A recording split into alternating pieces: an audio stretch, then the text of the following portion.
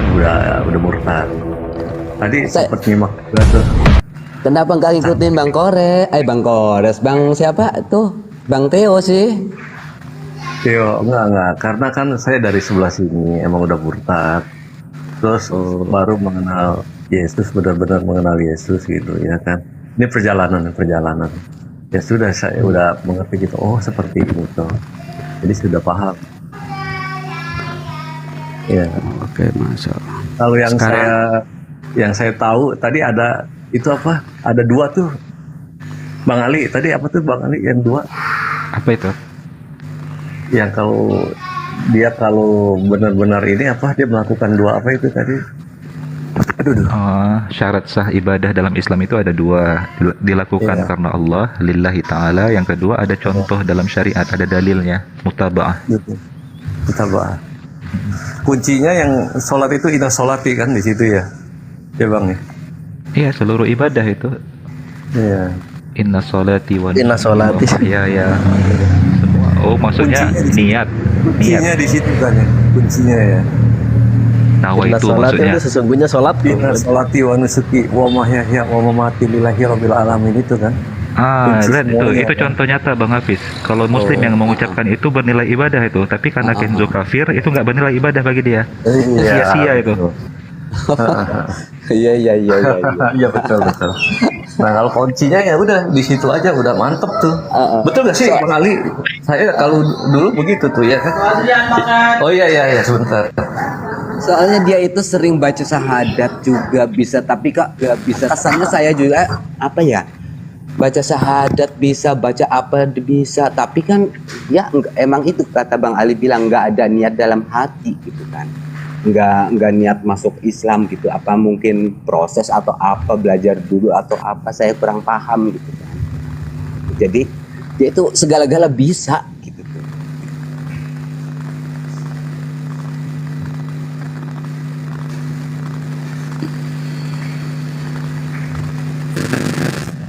Halo Bang, Ya, silakan. Ya, silakan. saya ada satu pertanyaan lagi yang terakhir ini. Ya. Saya kan di kapal itu kan setiap hari kan memakan babi, bahkan kita juga ada jatah gitu, jatah seperti Indomie, tapi itu dalam jangka terbatas. Nah, jadi saya setiap hari makan babi. Setelah itu saya lihat di kalender HP bahwasanya bulan puasa sebentar lagi, dan saya ingin sekali puasa. Setiba bulan puasanya sudah mulai masuk, saya bertobat nasuha dan saya memohon kepada Gusti Allah, minta ampunan. Terus setelah keesokan harinya saya berpuasa, tapi saya ada sedikit stok makanan yang mungkin bisa dibilang nggak nyampe sebulan. Stok makanan Indomie kurang lebih sekitar seminggu, dan selebih dari itu saya nggak tahu lagi mau Bapak maksudnya itu bisa puasa atau enggak sementara makanan saya seperti ini. Nah, yang jadi pertanyaan saya itu apakah mungkin apa yang saya lakukan itu mendapatkan dosa?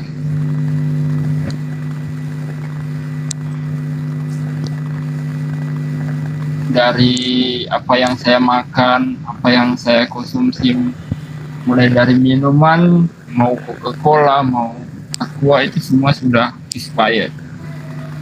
Selama 2 tahun saya nggak bisa nyandar, saya di laut terus kerja 2 kali kerja itu kurang lebih 18 jam, bangun langsung kerja, tidur kurang lebih sekitar 4 sampai 5 jam.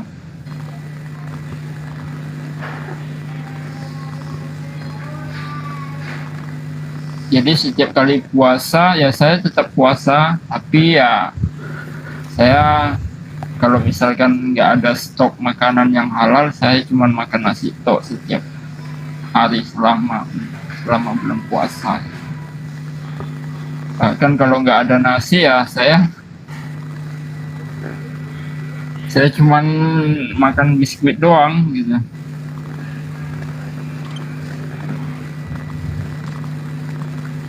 Kira-kira apa yang harus saya lakukan gitu. Saya dahulukan boleh nggak menjawab rekan-rekan? Silakan Ustaz. Nanti diperkuat ya sama Bang Zuma, Bang Indra, Bang Alfi, Bang Ali dan lain-lain ya. Sebelumnya pertanyaan singkat. Kamu punya tabungan nggak, Bolang? Dari gaji ada tabungan nggak? Kalau tabungan ada, akan tetapi kan kita selama di kapal itu kan nggak bisa memakainya. Betul, enggak. Artinya kalau kamu nanti Apalagi- merapat nih, mendarat, ada uang nggak? Merapat, mendarat, ada uang nggak?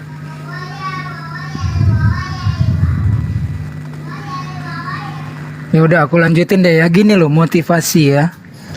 Dulu aku tuh selalu kerjanya tuh di perusahaan-perusahaan atau instansi besar asing ya. Tolong di mute dulu, Bolang, biar nggak mantul balik. Di off kan mic-nya. Udah saya mute. Oh, kok nggak bisa? Gajiku tuh dulu dalam dolar ya, besar sekali. Dan aku berbangga ya, karena kelasku tuh dengan internasional, skalanya internasional, sembari ya berusaha untuk program yang aku kerjakan itu penyelamatan hutan. Jadi aku keliling tuh 11 provinsi berhutan dan tanah gambut, wetland, terutama di Borneo. Hanya karena mendengar bahwa aku di instansi PBB ya, Persatuan Bangsa-Bangsa United Nations Agency ini atau badan PBB ini yang aku bekerja, kan beberapa tim tuh. Ada tim lain yang aku hanya mendengar tuh bahwa ada upaya-upaya untuk melegalisasi dengan alasan HAM bagi kaum pelangi. Tuh, hanya mendengar itu tuh. Bukan karena saya seorang alim ulama, tapi saya takut nanti ketika dia akhir engkau bekerja, kau dengar bahwa ada orang akan meminta legalisasi bagi kaum pelangi gitu. Aku keluar tuh Bang, pontang-panting nggak punya tabungan, cuma tetap percaya sama Allah. Jadi saranku hijrah. Buat apa uang bergunung-gunung sementara batinmu nggak tentram? Aku itu dulu luar biasa, uang itu siapapun nggak minta aja aku kasih. Tapi aku hijrah itu hanya karena mendengar itu. Dan pontang-panting jualan teh botol, jualan ini di pinggir jalan, ketemu bosku dimarahin, lu gila lu enggak. Ayo balik lagi gitu.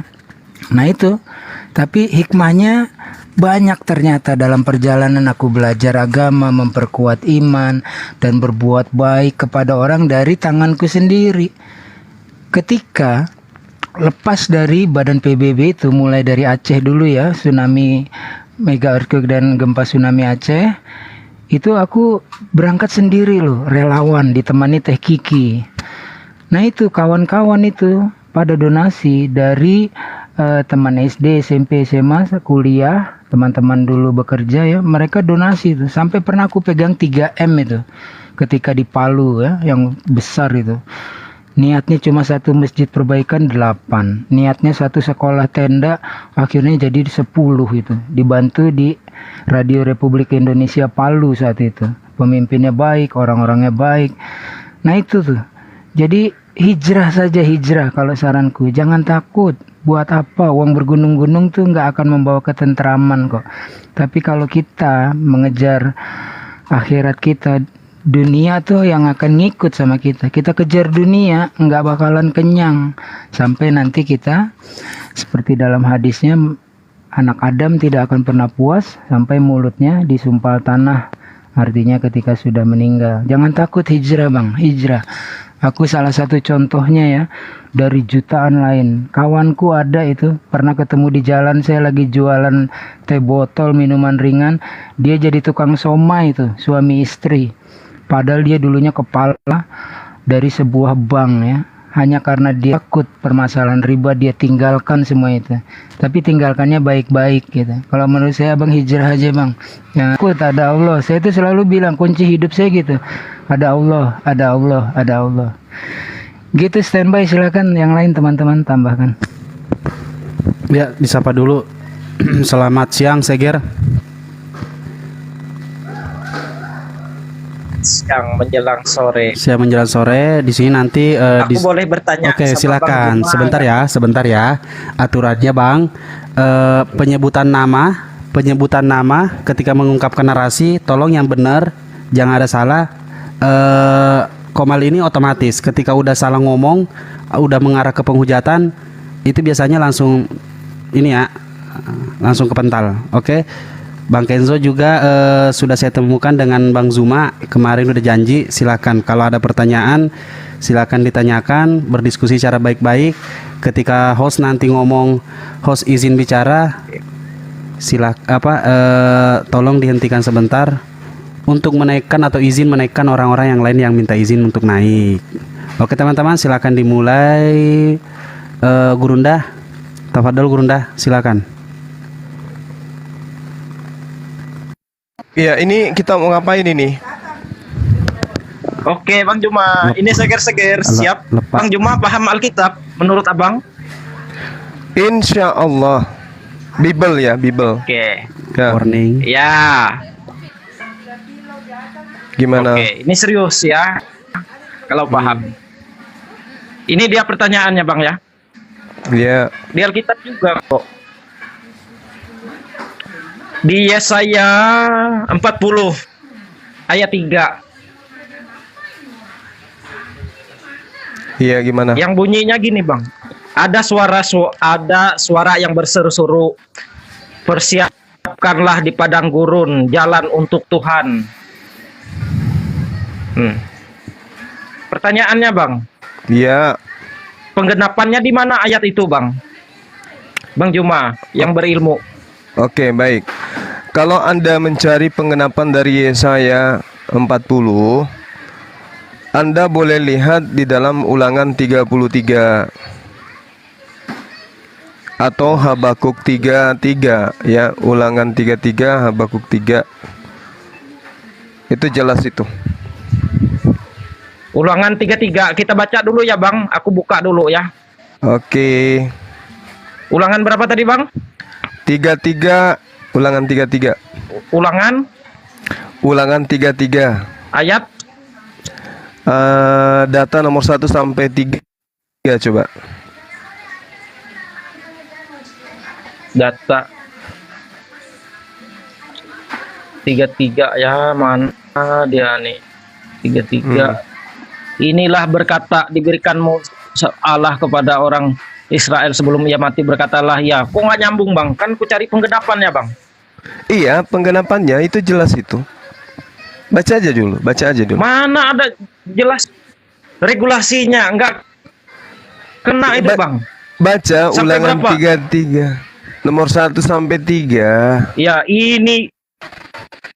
inilah berkat yang diberikan si abdi Allah, sebab seorang Israel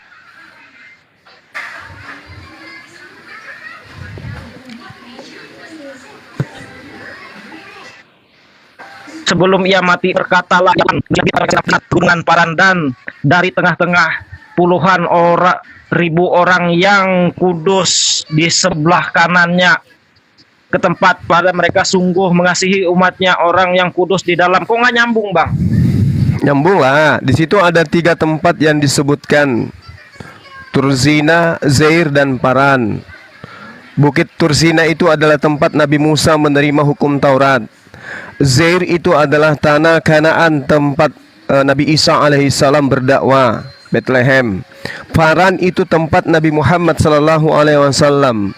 Jadi di data nomor 3-nya tempat kudus, Kades, itu disebut Baitullah. Ori teksnya yang muncul dari Faran adalah tiang api, bukan hukum api. Jadi terjemahan yang Anda baca itu keliru. Harusnya tiang api. Unsur tiang api adalah suatu unsur yang sanggup dan akan membinasakan unsur-unsur kimia apapun di depannya, baja sekalipun. Jadi yang dimaksud dengan tiang api di dalam Yesaya dalam Ulangan 33 nomor 3 adalah suatu konsep, bukan tiang beneran, di mana tiang ini adalah sendi-sendi yang kuat. Karena konsep agama itu kuat, maka harus kuat dari segala aspek. Lalu apa agama yang muncul dari Faran itu? Agama apa? Yang hukum-hukumnya, hukum ketuhanannya kuat, hukum ibadahnya kuat, hukum muamalahnya kuat, akhlaknya kuat. Itu agama apa? Yang dari gurun Faran. Kristen? Tidak mungkin. Tata cara ibadah Kristen aja nggak ada hukumnya. Tunggu. Tiang hukum, tiang api, artinya hukum yang berapi-api yang harus ditegakkan pada seluruh bangsa-bangsa. Itu ajaran apa? Kristen. Apa yang bisa ditegakkan di Kristen? Kasih nggak bisa dipakai sebagai hukum negara. Jadi di Islam itu ada 4 sendi tiang yang kuat dan kokoh. Yang pertama adalah tauhid, tentang keesaan Tuhan. Yang kedua adalah ibadah, sholat, puasa, haji, dan seterusnya. Itu tidak bisa diganggu gugat. Itu adalah suatu ibadah yang sudah paten, tidak ada yang bisa membantah. Sedangkan Anda ibadahnya hari Minggu, itu dasarnya dari mana? Bernyanyi itu dasarnya dari mana? Natal itu ibadahnya dasarnya dari mana?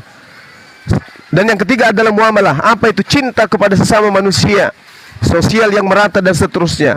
Dan yang keempat adalah akhlak, budi pekerti. Ini adalah tiang api yang menyala-nyala dari Faran yang harus ditegakkan kepada seluruh bangsa. Kalau di agama Anda apa yang mau ditegakkan? Taurat hanya untuk Bani Israel. Lalu apa hukum yang kuat di bumi ini yang berasal dari langit, yang kuatnya seperti tiang api yang dinubuatkan dalam Ulangan 33 itu, yang Anda bacakan di Yesaya 40 tadi? Oke? Yesaya 40.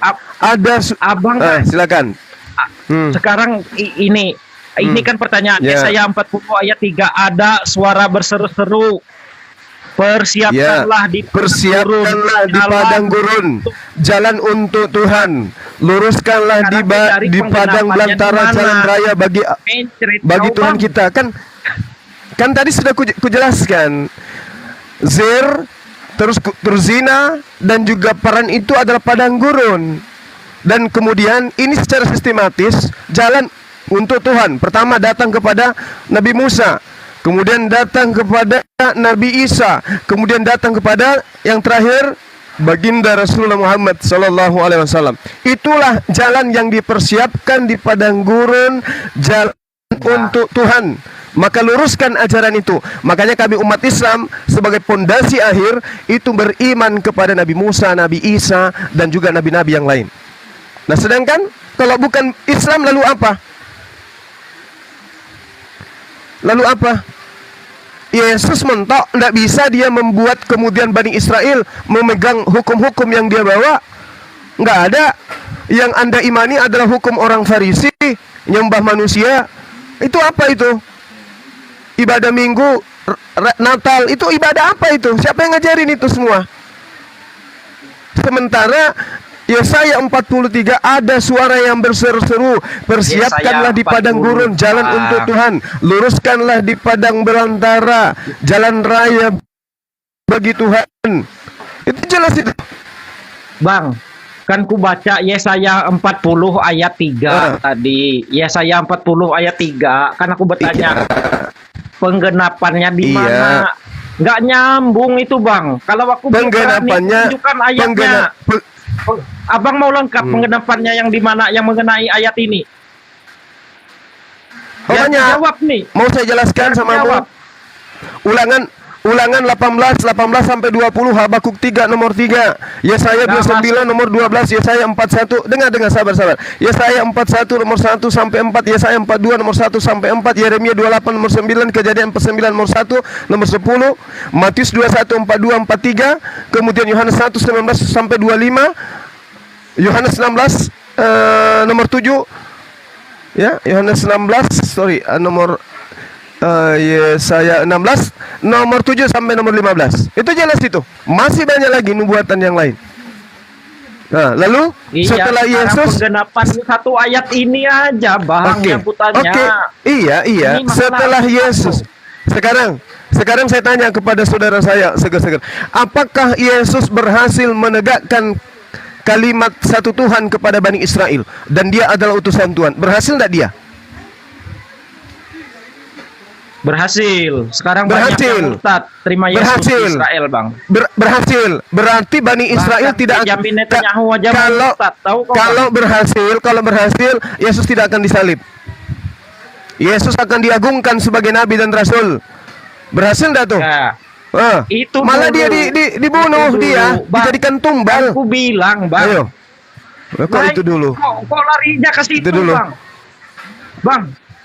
Jangan lari ke situ. Iya kan saudara saya bertanya. Kan jawab penggenapannya saudara di mana? saya bertanya kan. Penggenapannya di Islam. Ada suara yang berseru-seru, persiapkanlah di padang gurun. Ada suara yang berseru-seru, persiapkanlah di padang gurun jalan untuk Tuhan.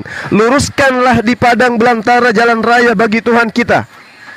Setiap lembah harus ditutup dan setiap gunung yang bukit diratakan. Tanah yang berbukit-bukit harus menjadi tanah yang rata dan tanah yang berlekuk-lekuk menjadi dataran. Maka kemuliaan Tuhan akan dinyatakan dan seluruh umat manusia akan melihatnya bersama-sama. Sungguh Tuhan sendiri telah mengatakannya. Terus siapa? Kristen gitu sebagai pelanjut ajaran Musa. Penggenapannya di mana, Bang? Penggenapannya di Islam. Bang, penggenapannya di mana? Penggenapannya Islam, ternyata agama Islam. Ini. Bang. Jadi menurut saudara, oke. Baik. Sekarang giliran saudara. Bertanya penggenapan ayat Alkitab ini, Bang, di mana? Saya sudah jawab sekarang. Jangan kemana-mana. Saya sudah jawab. Oke. Saya udah jawab. Oke. Al-Quran menjelaskan begini. Diterangkan di dalam Al-Quran bahwasanya Allah Subhanahu wa taala Alkitab, Bang Juma. Jangan bahas Al-Quran. Kan Anda minta penggenapannya. Anda kan minta penggenapan, maka Al-Quran menyatakan. Alkitab juga, Bang Juma. Juma. Dengarkan. Oh, penggenapannya di dalam kitab saudara tadi kan sudah saya bacakan. Ulangan 18. Gimana nomor kalau 18 sampai Bang Juma itu berani bilang salah? Ya udah, kalau salah yang benar yang mana? Siapa yang menggenapi? Silakan. Oke, ini gitu Bang, kau menyerah ya Bang Juma, menyerah. Ternyata pendapat Ya, Bang Juma silakan. itu nggak ada dia, nggak paham dia Alkitab ternyata ya. Oke, silakan. Siapa yang menggenapi? Ayo. Bang. Ya. Silakan. Diam dulu Bang, diam dulu. Ya. Ini ya, yang menggenapi Yesaya, siapa? Ayo. Buat Nabi Yesaya ada suara berseru-seru, persiapkanlah di padang gurun jalan bagi Tuhan ya Bang. Sehat Bang ya. Mencret Abang Juma hari ini kumpul malukan. Enggak apa-apa. Bahasanya. Nah, lanjut. Ya, siapa yang menggenapi? Silakan. Ya. Dia nggak ada ilmu. Dia salah jawabannya itu. Langsung aja. Nah, tidak ada narasi seperti itu. Dia. Nah, lanjut. Jawabnya. Iya, oke. Ini dia jawabannya Bang ya. Biar Abang otaknya lancar Bang ya. Seger. Sekali lagi ya. Semoga sinyalku baik. Iya. Ya, silakan. Ya, seorang yang berseru-seru di padang gurun, luruskanlah jalan Tuhan seperti yang dikatakan Nabi Yesaya, Bang. Itu dia penggenapannya, Bang. Ternyata Bang Juma nggak ada ilmu. Jadi siapa? Makasih ya, jadi Bang. siapa yang menggenapi? Makasih ya, Bang. Siapa yang menggenapi? Sampah, Bang Juma. Gak. Yang menggenapi siapa? Ya gak. Yang menggenapi siapa?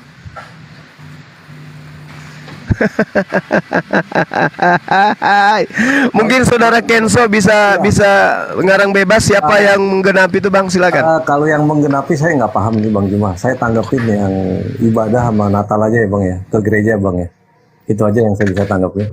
Jadi gini Bang Juma, kalau mungkin bangsa Yahudi dulu dia punya bait Allah, mereka cara beribadahnya ya seperti yang sudah tahu lah. Ada masing-masing punya tata cara beribadah.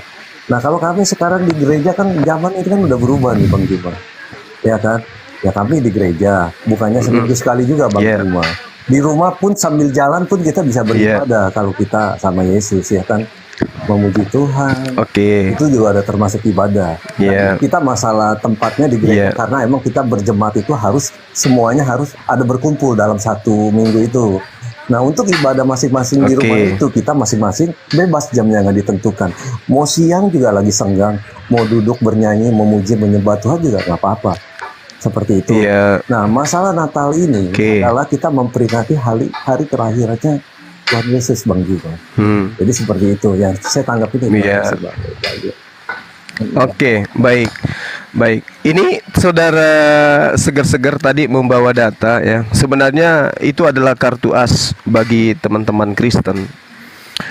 Double kosong kalau saya katakan ya. Jadi gini, saudara, apa yang saudara sajikan barusan Natalan, ibadah, apakah Anda lupa bahwa Kristen itu harusnya berkiblat kepada kaidah-kaidah yang diajarkan oleh Yesus, di mana Yesus pada hari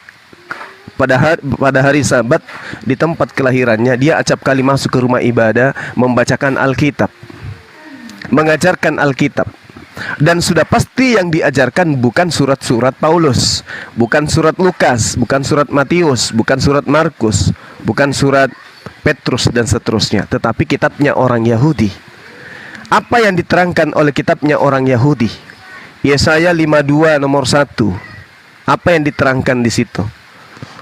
Ya, orang-orang yang tidak bersunat tidak boleh masuk ke Yerusalem. 1. Haram hukumnya karena mereka adalah orang najis. Apalagi Yehezkiel 44 nomor 9. Orang yang tidak bersunat karena dia najis, haram hukumnya masuk ke tempatnya Yesus mengajar, bait suci, sinagoge. Apalagi orang najis di dalam Wahyu 21 nomor 27 nggak boleh masuk ke surga. Orang najis ini adalah orang yang tidak bersunat. Bahkan Paulus mengatakan dalam Galatia 2 nomor 14, orang-orang yang tidak bersunat adalah orang yang hidup secara kafir. Dan sudah pasti jemaat Yesus itu bukan orang kafir. Jemaat Yesus itu bukan orang najis, bukan pemakan babi, bukan penyembah manusia. Jadi kalau Anda membawa narasi kami Natalan, kami ibadah, Anda ibadah kemana? Ibadah Anda diperintahkan oleh siapa? Metode ibadah yang Anda lakukan nyanyi-nyanyi itu kaidahnya di mana? Apa dasar pijakannya dari Yesus? Sedangkan narasi yang dibawa oleh saudara kita seger-seger tadi, dia mencoba untuk menarasikan Yesaya 40. Ada suara yang berseru-seru, persiapkanlah di padang gurun jalan untuk Tuhan, luruskanlah di padang belantara jalan raya bagi Tuhan. Itu jelas itu. Maka saya katakan, coba Anda gunakan apa yang tertuang di dalam kitabnya orang Yahudi yang menceritakan tentang datangnya hukum Tuhan. Ulangan 33 nomor 1 nomor 2. Bukit Tursina, tempat Nabi Musa menerima wahyu. Zair, tanah Kanaan atau Bethlehem, tempat Yesus berdakwah. Kemudian Faran, tempat Nabi Muhammad SAW kemudian mengajarkan tiang agama. Ingat ketika sejarah bagaimana Rasulullah Muhammad SAW menundukkan kota Mekah dengan 10.000 orang kudus dari Madinah. Nah sekarang pertanyaannya, kalau hukum Tuhan itu datangnya dari Bani Israel, datangnya dari Yesus, datangnya dari Kristen, kapan dan di mana Yesus memimpin 10.000 orang kudus untuk menaklukkan kota Yerusalem? Ada sejarahnya? Ada kisahnya? Tidak ada. Berarti yang menggenapi Ulangan 33 hanya baginda Rasulullah Muhammad SAW, karena itu dicatat oleh sejarah beliau pernah membawa puluhan ribu orang suci, orang kudus, kemudian masuk ke dalam kota Mekah, menaklukkan kota Mekah. Yang dikatakan di sana itu, Bung, tiang hukum di tempat yang kades, di tempat yang kudus, yaitu Baitullah, tempat orang-orang yang bersunat, di mana orang yang tidak bersunat tidak boleh melintas di tempat itu. Nah, kemudian yang dikatakan tiang api, sekali lagi saya katakan, tiang api itu artinya hukum-hukum Tuhan, pencipta langit dan bumi, yang harus ditegakkan kepada seluruh umat manusia. Dan itu hanya ada di Islam. Makanya Al-Quran itu membuka diri untuk seluruh umat manusia. Tadi ada teman kita yang bertanya, apakah boleh teman Kristen membaca Quran? Boleh, karena Al-Quran itu semua untuk seluruh umat manusia. Berbeda dengan kitab saudara. Begitu kami umat Islam mengkaji Bible, oh dimarahi, dikatakan penghujat, dibilang penista dan seterusnya. Kenapa? Karena kalian malu kalau kami membaca kitab kalian. Kalau kami nggak malu, justru kami senang. Ayo kaji Quran, ayo bahas Quran, ayo baca Quran. Kenapa? Karena Al-Quran itu adalah tiang api yang harus ditegakkan kepada seluruh bangsa-bangsa. Demikian sementara, mungkin adinda saya ada yang mau menambahkan atau guru saya, silakan. Ya, saya tanggapin hukum ya Bang Jumanya.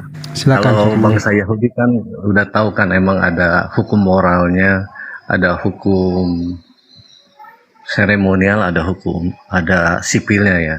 Ya sekarang ya kita tahu ya, Rasul Paulus juga emang sudah mengajari kita bahwa hukum-hukum yang diikutin yang mana. Itu seperti itu setelah Yesus tergantung di atas kayu salib itu toh. Nah, mengenai ibadah kita nyanyi-nyanyi juga, Daud juga menyanyi gitu loh, dengan memuji Tuhan gitu ya kan. Nah, dia sambil bernyanyi memuji Tuhan, ya itulah yang kita pakai, memuji Tuhan. Bernyanyi, ada pujian, ada penyembahan. Nah, dengan itu aja udah cukup gitu ya kan.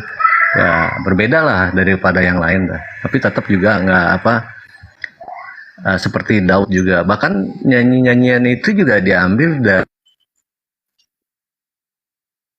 dari ayat-ayat Alkitab. Itu sih Bang, simpel aja jawabnya Bang.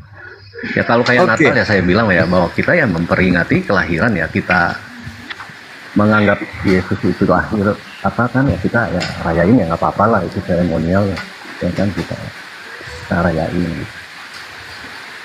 Itu aja sih Bang. Oke, baik. Nah, mengenai baik. baca kitab atau baca Quran ya kan, apakah Bang Juma sudah benar gitu mentafsir Quran itu? Apakah sudah benar sama seperti kami juga dengan pengertian ayat-ayat itu? Iya. Jadi tafsir Al-Quran itu adalah ilmu baku. Kami punya ulama tafsir yang kemudian dengan ikhlas mereka mengajarkan ilmu-ilmu mereka kepada kami umat Islam. Jadi bukan tafsir pribadi-pribadi yang kami gunakan. Itu satu. Kemudian ketika Anda mencoba menarasikan tentang Paulus, Yesus aja tidak mengenal Paulus. Inilah yang saya katakan, seperti dasar pijakan kita adalah apa yang dibawa oleh saudara seger-seger, ya, yang mengatakan bahwasanya siapa yang menggenapi, di mana Tuhan kemudian minta untuk disediakan jalan. Maka saya dengan runutan data tadi, Ulangan 33, itu kan sudah jelas tuh, ada 3 tempat yang disebutkan di sana. Ya, Tursina, Zair dan Paran. Ini di mana ini? Nabi Musa, Nabi Isa, baginda Rasul Muhammad SAW. Paulus tidak punya tempat di sana. Kenapa? Karena Paulus itu adalah nabi untuk non-Yahudi. Itu. Yang kedua, saudara harus tahu, hukum Musa itu hanya berlaku bagi keturunan Bani Yakub. Anda bukan Bani Yakub. Hukum Musa hanya untuk Bani Yakub. Baca Yeremia 31-33, ya, 31 sampai 33. Baca Ulangan 6 1 perikop, Ulangan 4 1 perikop, Ulangan 11 1 perikop, 1 Raja-Raja 3 nomor 2 1 perikop. Baca tuh. Lengkap itu, Ulangan 33 1 perikop, lengkap itu semua. Hukum-hukumnya hanya diperuntukkan kepada Bani Israel dan Bani Yehuda. Anda bukan. Berarti Anda yang kena kepada serigala yang nyamar domba, menyamar sebagai Bani Yakub yang digelari domba. Di luar Bani Yakub itu digelari Gog oleh Yesus. Anda harus pahami itu. Itu yang kedua. Yang ketiga, terkait dengan bernyanyi-nyanyi, karena Daud bernyanyi. Bung, Coba Anda lihat di dalam Yesaya 42 nomor 11.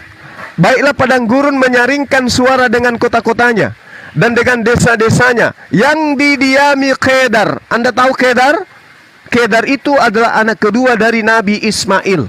Di mana itu berada? Kota mana itu keturunan Ismail berada hari ini? Kota mana? Jazirah Arab. Itulah tempat keturunan Kedar sekarang. Apa nyanyiannya? Apakah haleluya? Tidak. Subhanallah, alhamdulillah, wa la ilaha illallah, Allahu akbar. Ketika ada perintah, baiklah padang gurun menyaringkan suara dengan kota-kotanya, dengan desa-desanya yang didiami Kedar. Apa nyanyian yang bergemuruh di desa dan kota keturunan Kedar hari ini? Allahu akbar, Allahu akbar. Itu yang bergemuruh siang dan malam. Asyhadu an la ilaha illallah. Itu yang bergemuruh, bukan malam kudus sunyi sepi. Itu tidak berlaku di tempat kediaman Kedar Bani Ismail, tidak. Lalu kemudian Yesaya 60 nomor 7, segala kambing domba Kedar akan terhimpun kepadamu, domba-domba jantan Nebayot akan tersedia untuk ibadahmu. Ingat, Kedar anak kedua dari Nabi Ismail, Nebayot adalah anak pertama dari Nabi Ismail. Baru-baru beberapa hari yang lalu, mereka keturunan Kedar dan Nebayot berlomba-lomba melakukan kurbannya di mana? Di Mekah, bukan di Palestina, bukan juga di Vatikan, tetapi di Mekah. Keturunan Kedar dan Nebayot membawa binatang ternak mereka kemudian untuk disembeli sebagai kurban persembahan kepada Tuhan, sebagai alat untuk mendekatkan diri kepada Tuhan. Itu berlaku hanya ada di tanah Mekah dan tidak di Vatikan, tidak juga di Yerusalem. Subhanallah. Jadi nyanyiannya kena, kurbannya juga kena. Keturunan Kedar dan Nebayot yang melakukan itu. Kalau keturunan orang dari pengajaran Paulus, yaitu dia malam kudus, sunyi sepi, tralalalala. Itu dia. Itu bukan nyanyian baru bagi Tuhan. Karena patokan nyanyian barunya itu, lihat keturunan Kedar, lihat keturunan Nebayot. Demikian. Ya, kalau kita menyembah itu kan ada satu dalilnya juga Bang Juma. Tuhan Allah bertata di atas pujian. Kalau Abang bilang subhanallah Allahu akbar, ya kan kita juga ada, cuman bahasanya aja berbeda. Kuduslah Tuhan Engkau di tempat yang maha tinggi. Pada saat kita bernyanyi menyembah Tuhan, kalimat itu pun keluar dari hati kita kan. Nah ini kan masalah pujian penyembahan, cuman beda bahasanya aja Bang. Itu pun ada semuanya. Tata caranya ya beda. Dengan Abang dengan sholatnya, ya kan yang kita tahu ya kan, terus bersolawat. Nah kita memuji.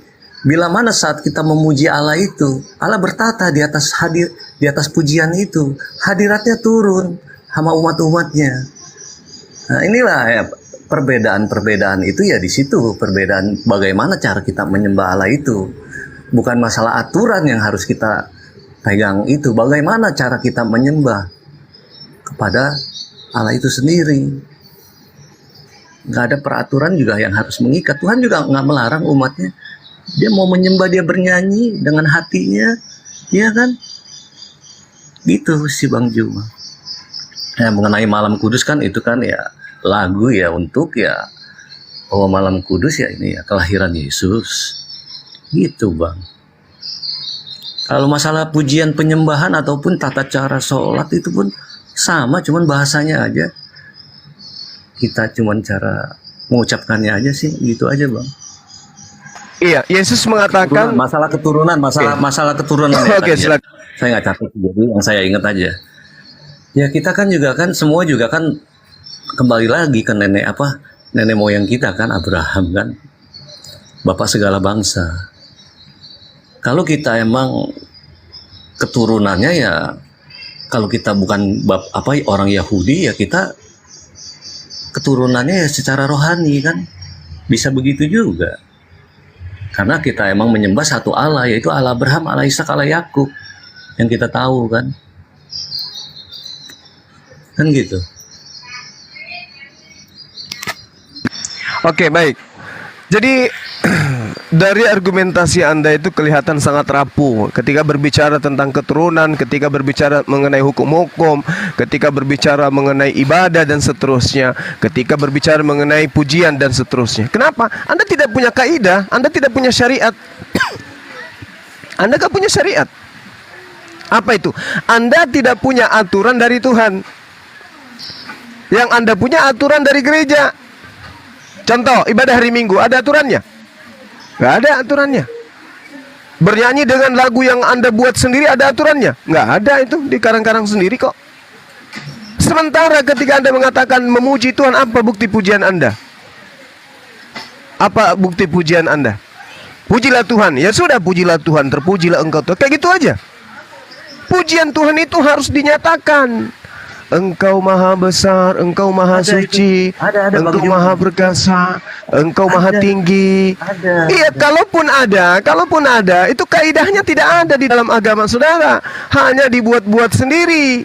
Sama dengan agama ardi yang lain. Kaidah-kaidah ibadah hanya dibuat sendiri. Lantas kemudian ketika Anda memuji Tuhan, pujian Anda kepada Tuhan itu berbanding terbalik dengan keadaan Tuhan Anda. Anda mau mengatakan, terpujilah Engkau Tuhanku yang maha suci. Kayak mana maha suci mati terkutuk? Orang yang terkutuk Anda katakan maha suci, tidak nyambung itu. Terpujilah Engkau yang maha hidup. Kayak mana mau maha hidup dia pernah menjadi mayat? Jadi nggak nyambung itu.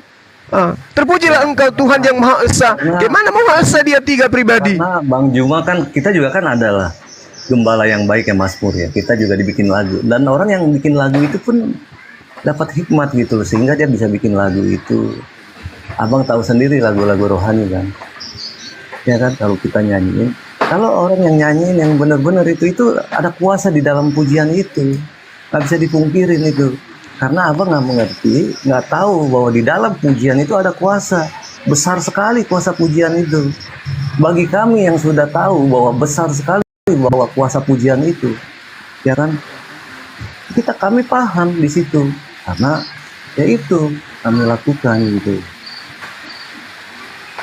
Bukan sembarangan juga kuasa pujian itu. Assalamualaikum. Ada kuasa Allah. Waalaikumsalam. Waalaikumsalam. Allah itu di situ. Bahkan kuasa gelap pun nggak bisa nahan. Kalau kita udah melantunkan itu, nggak sanggup, dia bakal manifestasi itu. Karena hadirat Tuhan hadir di situ. Seperti ada ayatnya, Allah bertahta di atas pujian. Nah, kalau dibilang apa tadi nggak layak ya. Yes. Tuhan juga kan dia datang juga kan karena peraturan-peraturan hukum Taurat itu yang terlalu banyak peraturan buat mereka gitu. Di sini ya Tuhan juga nggak melarang kita memuji menyembah Dia dengan pujian, nggak ada dalilnya juga, tidak boleh kan. Pujian-pujian ini dibikin juga nggak sembarangan, yang bisa bikin itu pasti udah ada tuntunannya gitu. Dia mungkin mendapat hikmat sehingga dia bisa menciptakan satu lagu ini yang benar-benar nggak asal kita bikin lagu ini gitu, nggak asal bikinnya. Gitu Bang Jum. Jadi nggak bisa dibilang rapuh juga. Oke, kalau tidak Anda mengatakan tidak rapuh, dasar dari Yesusnya mana? Di Kristen itu nabinya siapa? Siapa nabi yang mengajarkan tentang kekristenan? Coba Anda sebutkan satu aja dulu, supaya kita mengakui bahwa konsep yang dilakukan oleh Kristen dalam konsep bertuhan, konsep berkitab, lalu kemudian konsep beribadah itu baku dari nabi. Nabi mana yang mengajarkan tentang kekristenan? Boleh saya tahu? Silakan. Kalau Kristen ini kan kita tahu bahwa kita pengikut Kristen. Kristen itu pengikut. Iya, saya tanya nabinya Bang. Kalau orang Yahudi itu nabinya Nabi Musa, yang mengajarkan mereka tentang ibadah, yang mengajarkan mereka tentang pujian, yang mengajarkan mereka tentang konsep bertuhan. Nabinya Nabi Musa, ada Nabi Daud, ada Salomo, ada Nabi Harun dan seterusnya. Kalau Kristen ini nabinya siapa? Yang ngajarkan nyanyi-nyanyi hari Minggu itu nabi siapa yang ngajarin? Ya kalau diajarin ya, kalau kita kan mengambilnya mengikuti Daud juga memuji kan. Ya kalau boleh dibilang Nabi Daud, kita dari dia. Ya bisa aja kan, nggak masalah. Jadi Kristen juga nabinya Daud. Ya kita mengakui dia juga kan, Daud juga kan seorang yang ada dalilnya? Ya, Ada dalilnya di kitab saudara? Nggak ada. Dalilnya sih Nggak ada. Itu makanya aku bilang rapuh, Bang. mengambil dari situ rapuh nggak rapuhnya itu bukan ditentukan kita oleh Nabi itu. Ya bagaimana kita mencontoh dia, dia menyembah Allah seperti itu ya kita juga menyembah Allah seperti itu gitu loh, ya kan? Bagaimana Jadi yang nulis kitab saudara ini semacam Paulus, Lukas, Markus, Matius, Yohanes, Petrus itu bukan nabi Anda? Ya itu kan murid-muridnya. Bukan nabi? Ya kalau dibilang nabi ya kalau yang saya tahu sih murid. Iya, saya tanya dia nabi. Termasuk nabi ya saya juga nggak tahu. Ya kalau kita bilang Itu makanya saya katakan saudaraku, ibadah Anda, agama Anda itu rapuh karena Anda tidak punya nabi. Daud itu nabinya Bani Israel. Anda nggak punya nabi. Kalau Anda sekarang malu-malu, kalau sekarang Anda malu mengakui Paulus itu adalah nabi, terus kenapa bukunya 14 kitab itu digunakan sebagai firman Tuhan? Kalau dia bukan nabi, ya, kalau dia bukan nabi, lalu dari mana aturan-aturan 14 buku itu dia dapatkan? Ya, aturan buku-buku itu kan dia dapat hikmat juga, Bang. Tadinya kan dia kan Oke. bukan pengikut Yesus. Ya kan, karena dia taubat, dia Saulus, dia kan jadi Paulus. Jadi nabi. Sampai Silakan teman muslim yang mau menambahkan, silakan. Kan Nabi Paulus yang kami tahu ya Rasul Paulus. Iya. Silakan. Bang. Intinya begini loh, dari tadi pembicaraan, kalau saya dulu waktu masih kecil ya, diajari cara berwudu oleh bapak saya. Di ujungnya beliau bilang, ini wudu seperti diajarkan Rasulullah. Kemudian belajar sholat. Pertama belajar iqomat, belajar azan. Nanti kalau udah gede, kelas 5, kelas 6, pergi ke masjid minta izin sama ustadz belajar azan. Lalu belajar sholat. Nah dalam belajar sholat bapakku bilang, ini nih intinya, ini sholat yang diajarkan Rasul. Masih terngiang-ngiang tuh, waktu itu aku masih kecil ya. Sholatlah engkau seperti melihatku sholat, kata Nabi Muhammad Sallallahu Alaihi Wasallam. Itu kita punya tuh panduannya. Yang ditanya tadi, siapa panduanmu dalam beribadah ke gereja? Saat itu tidak ada gereja. Yesus yang kita kenal di dalam gospel hanya mengajarkan doa Bapa kami, atau berdiamlah di dalam kamar ketika engkau berdoa, kan cuma begitu. Jadi intinya tidak ada yang mengajarimu untuk beribadah kecuali bapak-bapak gereja. Harusnya jawabnya gitu.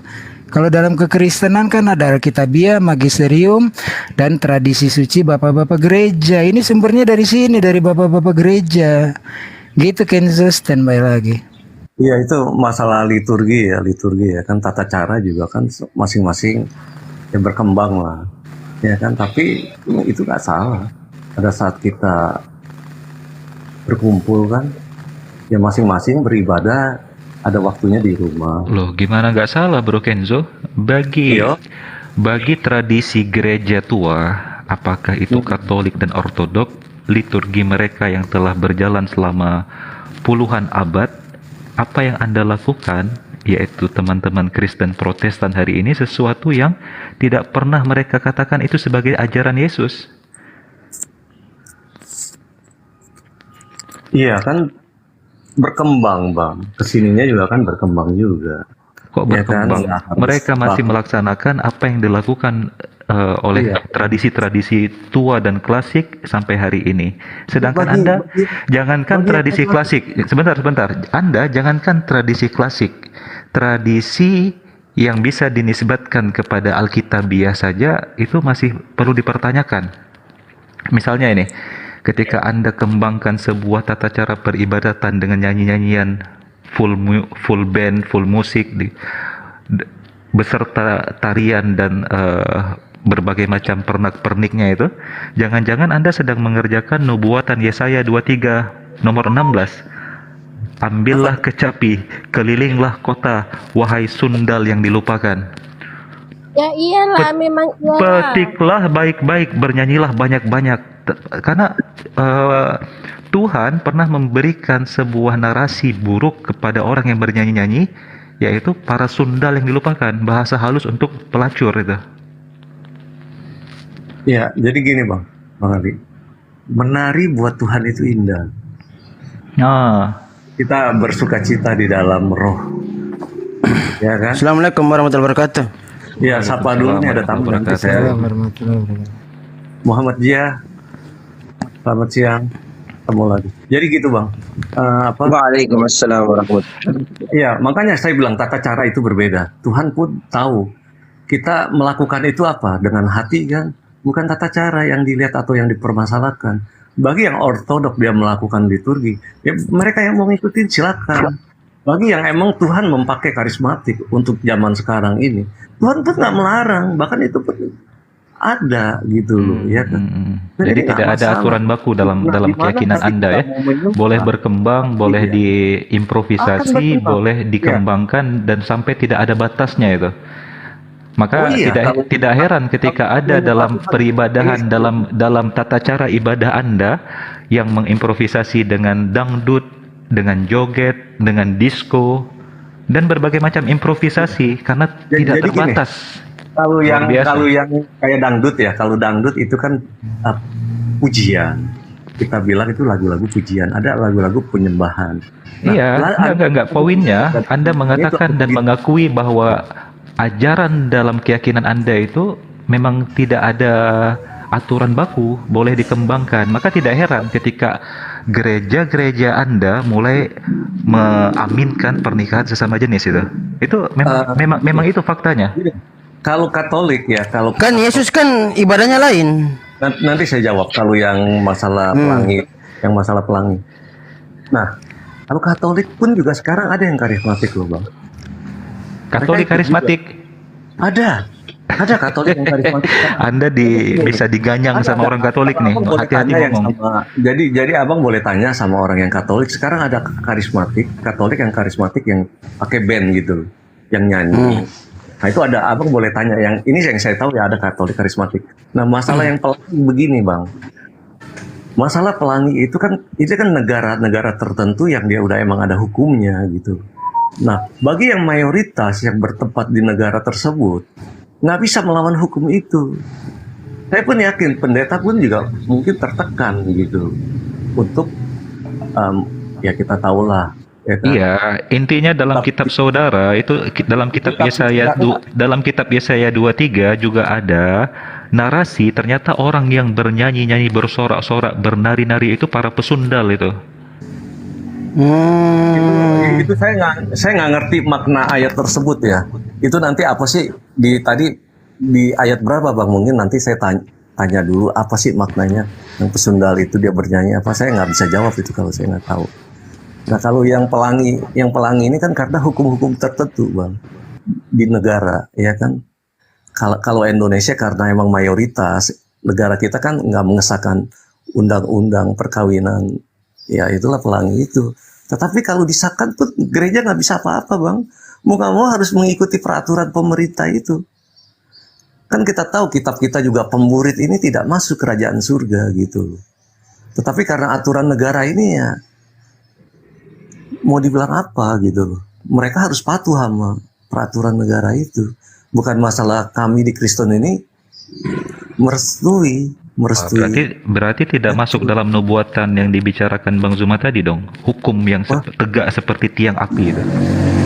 Itu saya nggak paham. Saya nggak ngerti dari yang saya tahu. Yang itu saya belum paham. Tiang api. Nah berarti tiang awan itu yang saya tahu itu hanya teofani. Ya. Allah menampakkan dirinya itu dalam tiang awan dan tiang api. Itu yang saya tahu cuman itu doang. Tetapi kalau antara nubuatan korelasinya ke tiang awan, tiang api, itu saya baru paham. Nubuatan Yesaya ini kemana gitu. Ini saya mesti ngerti yang teologi. Dan juga gini, Kenjo, Bro Kenjo itu harus melihat tata cara pola peribadahan atau penyembahan yang dilakukan oleh Yesus Kristus itu sendiri. Gitu. Sebelum kita fokus ke orang lain. Bisa host, mohon maaf, bisa perbesarkan layar saya dulu. Nah, oke. Tunggu. Thank you ya.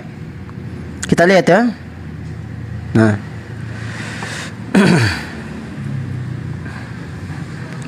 Kita lihat di sini dalam ini, nanti kita lihat bahwa lemahnya terjemahan di sini. Nah, pada Lukas pasal ke-6 nomor ke-12, pada waktu itu pergilah Yesus ke bukit untuk berdoa dan nomor 12, Lukas pasal 6 nomor 12 dikatakan ya, pada waktu itu pergilah Yesus ke bukit untuk berdoa dan semalam-malaman ia berdoa kepada Allah. Nah, kalau misalkan ini kan cuma terjemahan, katanya berdoa kan? Nama berdoa ini seperti apa? Nah, sini nanti menjawab.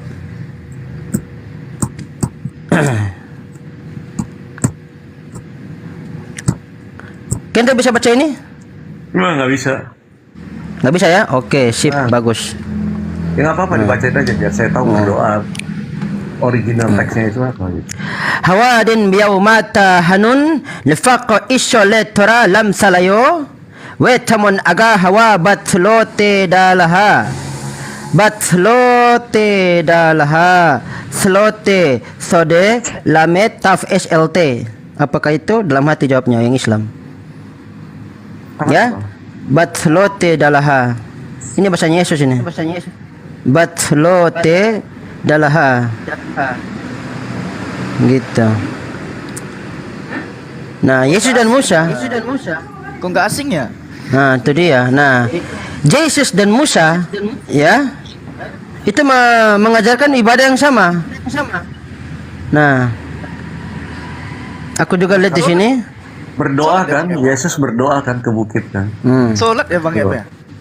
Doa Musa abdi Allah pada Mazmur 90 nomor 1, Tuhan engkaulah tempat perturunan kami turun-temurun. Nah, doa Musa abdi Allah ini kan cuma berdoa kan? Nah, kita lihat lagi dalam original teksnya.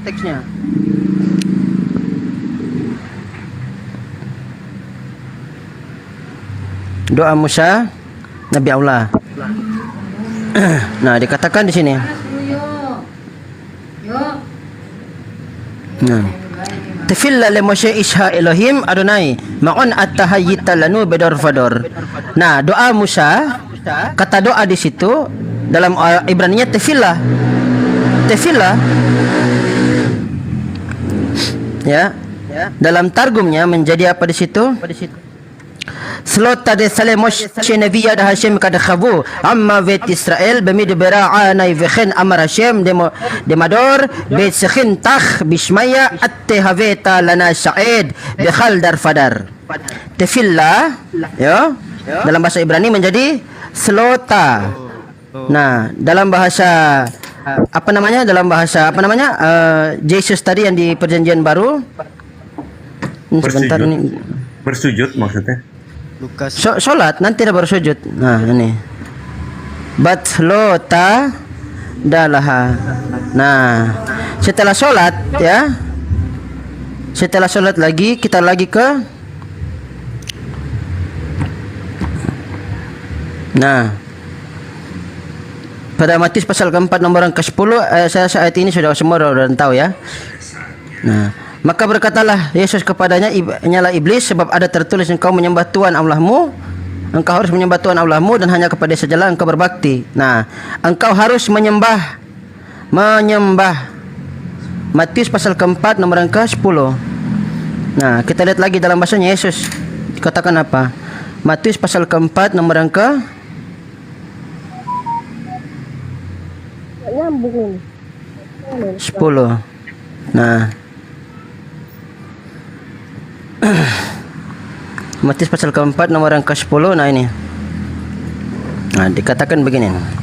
Haydan imarle iso zillakhe satana katibger ya dal maria alahakh tisgod wale ya bal khodai ya taflon. Nah, tisgot itu akar katanya 3, simkat gimel dalet, karena bahasa Arab bahasa Aramaik nggak ada jim. Nah, simkat gimel dalet sagad. Nah, dalam bahasa Arab apa itu? sujud. Jadi Yesus Kristus melaksanakan sholat dan juga bersujud. Begitu. Bahkan sebelum ia bersujud juga ada. Kalau di rumah juga kita bersujud. Kalau kita di gereja ya kita mengangkat tangan. Ada. Nah, bagi kalau yang mau bersujud juga di gereja juga nggak apa-apa. Kalau dia udah mencapai titik tertentu, dia akan bersujud dengan sendirinya. Nah, pada Yohanes pasal keempat, pada pasal keempat ayat ke Yohanes pasal 13 nomor 4 sampai 10 ya. Kalau kita baca di situ ada dikatakan membasuh kaki dan juga membasuh tangan. Nah, ini kan ia membasuh kaki. Nah, menuangkan air, membasuh kaki murid-muridnya. Nah, hentak masuk kaki. Saya mau tambah sedikit, kasih izin saya 1 menit. Gitu. Ya, silakan Ustadz ya. Jadi kalau misalkan Kenzo mau mengikuti apa yang dilakukan Yesus, ya sesuai dengan apa yang dikatakan Yesus itu. Batselote. Ya, kita bersujud juga ada, Bang. Ya, kita bersujud juga ada. Ya, itu iya, tata cara sujud juga kita di rumah ada bersujud. Nah, tapi ketika Yesus Kristus berbicara dengan setan, dia menyuruh sujud bukan kepada dia, kepada Allah. Gimana dong? Saya mau tambah 1 menit. Oh, silakan. Tafadhal. Silakan Ustaz ya. Jazakallah Syekh. Kenzo, persepsi kamu Jesus waktu hidup sujud atau tidak? Itu udah dikasih tahu kan bersujud kan. Tadi dibacain. Sujud. Ya, sujud. Kenapa Jesus sujud? Alasan apa? Ya, ambil sikap sujud waktu dia berdoa. Iya, alasan apa? Kenapa Jesus doa? Alasan itu apa? Wah, alasannya saya nggak tahu ya. Dia bersujud aja mungkin posisi. Oke, Kenzo, kamu sujud. Kenzo, kamu sujud juga atau tidak? Iya, kalau di dalam rumah kamu. Di dalam sujud, kalau dalam rumah. Alasan apa, Kenzo? Menyembah Allah kan? Iya. Kamu minta ya dari Allah Subhanahu wa taala atau tidak waktu kamu sujud? Iya, kita sujud, kita langsung kayak minta doa ya. Iya, kebesaranmu di tempat yang maha tinggi. Terpujilah engkau Tuhan yang duduk di atas tahta kemuliaanmu. Sambil sujud ya begitulah bahasa-bahasa itu yang keluar. Iya, artinya kamu doa, kamu ada masalah uang atau lain, kamu cerita dengan Tuhan yang kamu ada masalah di dalam sujud. Pada saat kita bersujud ya kita mengucapkan kalimat-kalimat itu. Pada saat berdoa ya kita duduk. Iya, oke. Baru kita berdoa. Betul. Oke, motif untuk doa dan sujud itu untuk minta ya. Betul? Waktu sujud kita ya itu menaikkan pujian, meninggikan Allah itu. Nah, kalau kita pas mau berdoa ya kita duduk meminta gitu. Itu aja sih. Ya gak apa-apa itu duduknya waktu sujud atau doakan dengan Tuhan, persepsi atau motif orang itu minta dari Tuhan, saya ada masalah ini, saya ada masalah ini, saya ada masalah ini. Iya kan? Okay. Jesus juga seperti itu, persepsi Anda? Iya, kalau dia lagi berdoa kita lihat kan di situ perikopnya dia apa? Dia berdoa. Berdoa apa? Lagi ngapain dia meminta? Doa apa? Ya misalnya itu doa Jesus, waktu Jesus hidup, Jesus doa apa? Ya kalau yang di Taman Getsemani dia kalau boleh cawan ini berlalu daripadaku, biarlah berlalu. Terus? Tapi bukan kehendakku yang jadi, tapi kehendakmu lah yang jadi. Itulah doanya yang di situ. Kalau doa yang diajari itu doa dengan Tuhan. Waktu Jesus doa dengan Tuhan. Itu Tuhan posisi di mana? Di dalam Jesus atau di luar Jesus? Sama Bapa. Sama Bapaknya. Di mana? Nah. Tuh, kasih kesempatan nih si Ibu mau jawab ya, Bu. Ayo Bu, biarin nanti saya bantu. Di mana posisi Bapak? Iya. Bapak ini kita kan tahu ya, dia transenden, dia nggak bisa terlihat. ada di dalam dia kah atau ada di surga? Nah itu seperti itu. Pak Genjo. Ya di dalam. Kenapa Bu? Biasa.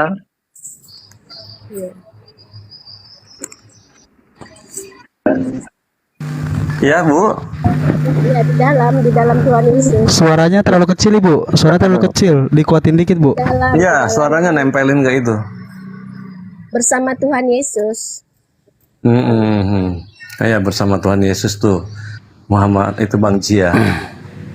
Yang oke. Waktu Jesus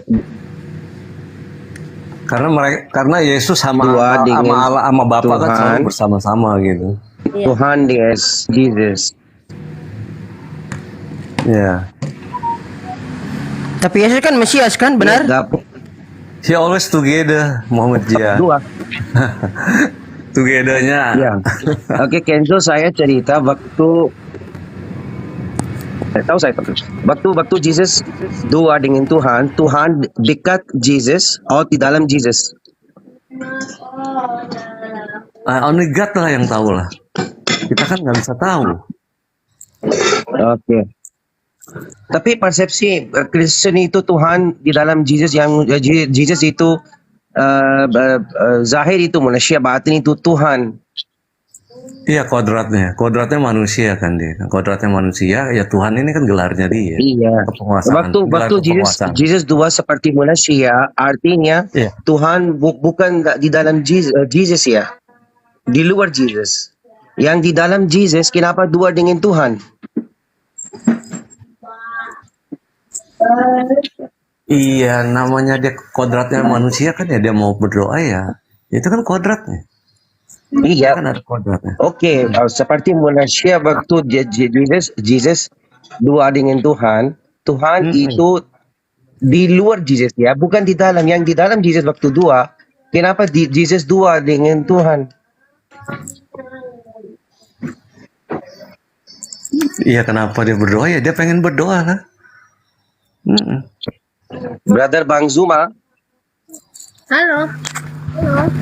Dan juga gini, tadi pada saat ketika Jesus Christ kan sebagai Mesias, ya kan?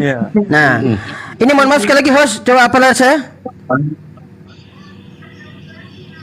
Oke, ini Kenzo. Dan juga pada kalau kita melihat lagi ya dengan dengan gelar yang sama dan juga pun melaksanakan amalan yang sama begitu.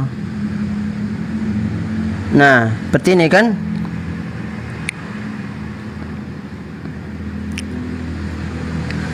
Nah, dikatakan tafilla lada fit shim'a adonai sadiq hak shiba rinnati haazina tafillati bilo shifte mirma.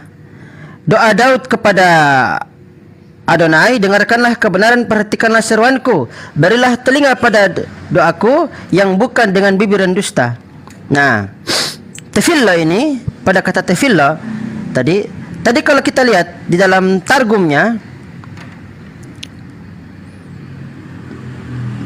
situ kita lihat dalam targumnya kata tefillah dalam Mazmur pasal 17 nomor 1 dalam targumnya. Ini yang aku birit ya. Slota de lafit qabil Hashim ya, pergi ati ya, bitsadaka asit sabukhi tatle odnakh lithlati bidla sifwate nikhla. Tefillah jadinya slota. Begitu.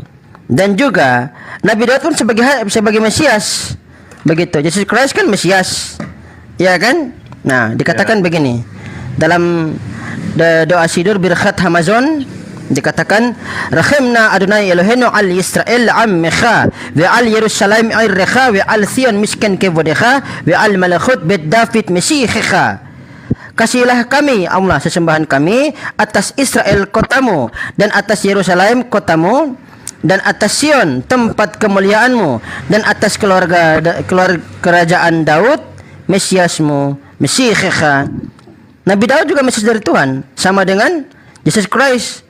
Nah, pada Yohanes pasal 17 nomor yang ke-3, dia juga Mesias. Gitu. Pada Yohanes pasal 17 nomor yang ke-3. Nanti kamu selesai buka definisi 2 juga nah. Dalam kamus Bible. Ve'elahim khay olam syakiru otcha Eloheiha emet libado ve'et asyir salakta et Yeshua HaMashiach. Gitu. Ya. Jadi Yesus pun gelarnya Mesias. Daud juga Mesias. Nggak bisa menyelamatkan. Mesias yang bisa menyelamatkan. Tapi gelarnya sama, bro. Gelarnya sama. Yang bisa menyelamatkan. Dia nggak maha kuasa juga kan. Daud ada kerajaan, Yesus ada kerajaan nggak? Kerajaan surga nanti. Nah, orang nggak butuh halusinasi, orang butuhnya yang di fakta di lapangan. Iya, percaya silakan, nggak percaya nggak apa-apa. Tapi itu. Ya, tapi kan Yahudi nggak percaya. Yahudi kan menanyakan kerajaan Yesus di mana, sampai sekarang gelap gulita. Iya, karena dia tegar tengkuk. Sampai sekarang masih nunggu Mesias di tembok ratapan. Ya nggak apa-apa, biar aja tunggu dia. Datang nggak nanti? Daud gelarnya Mesias, Jesus Christ pun gelarnya Mesias. Gelarnya sama. Daud punya kerajaan, Jesus Christ kerajaannya halu, fantasi. Daud kerajaannya fakta. Iya, bicara Mesias ini kan nanti di akhir zaman, di kehidupan yang kekal. Maksudnya Mesias Yesus kan seperti itu. Nah, yang orang bangsa Yahudi maunya yang seperti Daud. Tetapi Mesias yang turun ini, Mesias yang berbicara nanti. Lah, karena memang orang Yahudi berpikirnya yang logis, maunya yang bisa dipegang, bisa dilihat oleh fakta memandang mata normal manusia. Kalau Yesus Kristus cuma bilang kerajaan surga, yang mana bisa percaya orang butuhnya di dunia? Orang yang percaya tapi tidak melihat. Terserah. Nah, konteksnya apa dulu? Konteksnya apa dulu? Apakah itu kerajaan? Iya, berbicara kerajaan, Yesus pasti punya kerajaan. Silakan percaya ataupun tidak. Nanti akan terbukti gitu, ya kan? Nah, itu nanti akan terbukti, ya kan? Nggak apa-apa, nggak percaya pun nggak apa-apa. Kalau kita percaya, kalau nggak percaya pun juga nggak rugi. Kalau kita percaya kan ada untungnya juga kan? Dari untung rugi aja. Tapi konteksnya apa dulu? Percaya pakai logik ya, tidak logik, tidak tegak. Bagaimana percaya tidak ada logical reasoning, brother Kenzo? Logical sama yang supranatural itu susah, nggak nyampe. Bagaimana logik untuk menganalisa yang supranatural? Kalau Yesus memberitahu bahwa nanti dia ada kerajaan 1000 tahun dan dia adalah sebagai rajanya. Bahkan matahari tidak ada dari cahaya terang kemuliaan tubuhnya yang akan menyinari itu. Silakan believe it or not. Brother Kenzo, supernatural itu jauh sekali di dalam akidah. Gak ada yang apa yang supernatural dalam Jesus. Iya, lahirnya aja udah nggak masuk logika. Adam lahir tidak bapak dan ibu, brother Kenzo. Nah iya, berbicara tentang dia itu lebih supernatural dari Jesus. Kenapa Adam tidak Tuhan? Sampai sekarang dia masih hidup. Dia masih hidup pun nggak masuk logika sampai sekarang. Bagaimana manusia bisa hidup sampai sekarang? Walaupun ada beberapa, tetapi yang beberapa itu untuk komparasi dengan Yesus tidak akan sanggup. Mau di-compare seperti apa juga, di manusia di muka bumi ini tidak akan ada yang seperti dia. Believe it or no? Believe it, yes. You got, no believe juga is okay. Resiko pun ya ada, kan gitu. Ya resikonya ya masing-masing tahulah. Tapi kalau orang yang percaya, ya nanti akan melihat. Kalau gini, pikiran mereka pikiran kerajaan duniawi. Ya kalau gini nih Bang. Yahudi. Iya. Iya. Sekarang begini. Kalau misalnya untuk orang yang percaya ternyata pada saat setelah kematian ternyata tidak terbukti gimana? Ya nggak apa-apa. Sia-sia. Yesus nggak mungkin berbohong karena tidak ada perkataan satupun yang bohong. Maksudnya tidak ngadi-ngadi gitu. Kalau dia tidak dan amin. Yesus tidak bohong. Ada Di Yohanes Ya. 1 ada di Yohanes 1 Dia ada. manusia Lukas yang suci, 24 manusia- ayat 44 sampai 46 itu Manusia tidak yang terbukti suci. perkataan Yesus. Ya. Dia manusia yang suci. Tidak ada dosa sama sekali Ada dia bohong. di dalam. Ada dia. Iya, tergantung makna ayat itu memahaminya seperti apa. Harus cari tahu. Tapi saya percaya Yesus tidak pernah berbohong. Udah itu aja. Masa iya?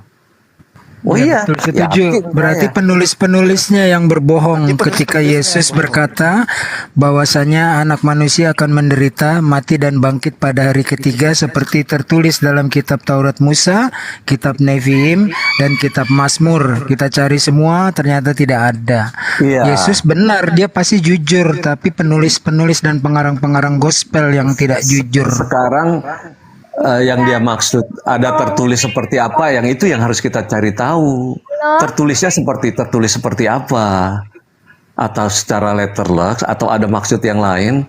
Itu kan udah dibacakan tadi, seperti Iya ada tahu, tertulis. iya itu kan yang harus kita cari tahu. Apakah Nggak seperti ada. apa yang Nggak ada. yang Gue dia udah mau cari maksud. manual Iya, juga kalau yang dengan cara secara digital tertulis, nggak ada. secara tertulis Justru yang- iblis lebih benar ketika berkata Yesus suruh loncat dari bait yang tinggi, bubungan yang tinggi. Iya. Bukankah ada tertulis bahwa malaikat Iya. akan menatang engkau? Tuh, justru konteksnya iblis di situ benar kan itu. berbeda. Iblis versus Ya, Lukas. jual beli ayat Ternyata di situ, Lukas jual yang beli ayat. berbohong.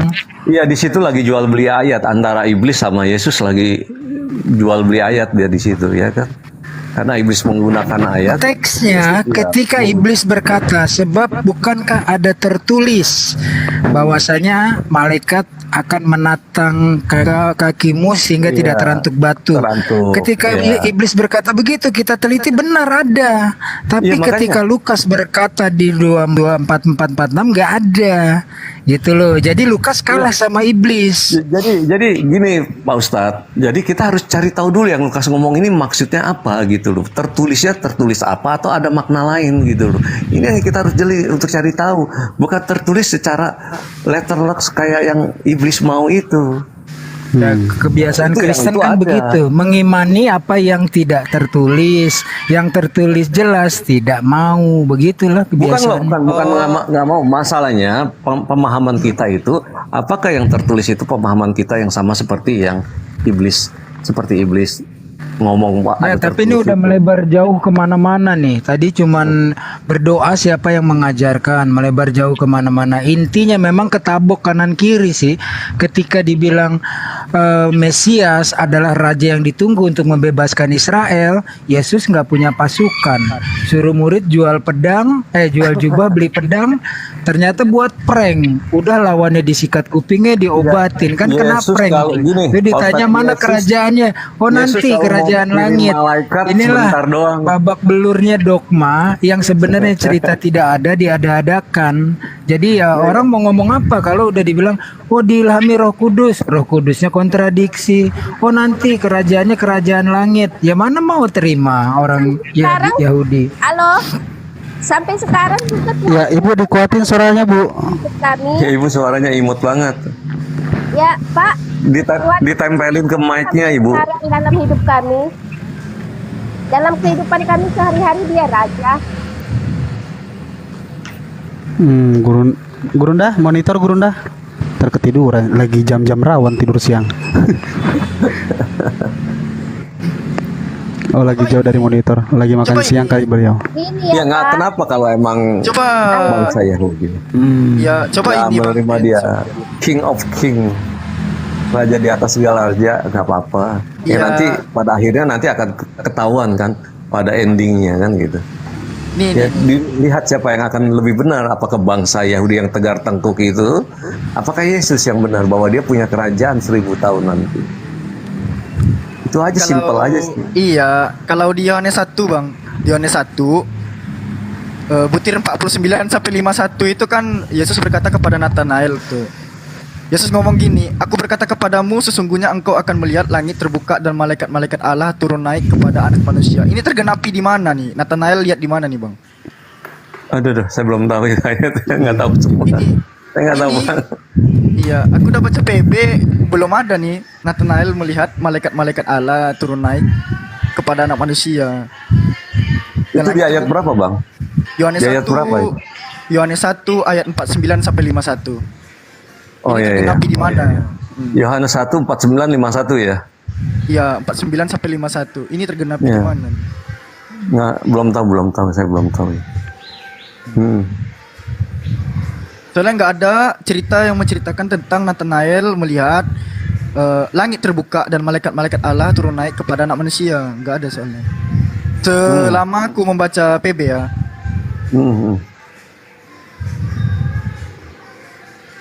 Saya belum tahu itu, saya masih tanya juga tuh nanti. Nggak apa-apa, nanti saya tanya. Boleh. Lumayan buat nambah ilmu kan.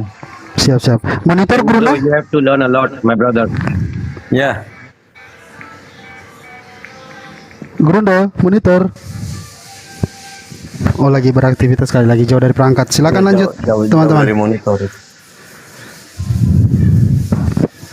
Brother Jian, do you believe Jesus is a king? Persepsi orang Muslim, semua Nabi dan Rasul itu king dan raja. Bukan Oke, sendiri oke. Jesus. Berarti Jesus king juga ya. Cuman bedanya Jesus nabi-nabi is- lain. Jesus- Ya. Listen to me, Kenzo. go ahead. The perception of Muslim, where Jesus keep his slipper, we keep our head out there. It's not an issue. We respect him very much.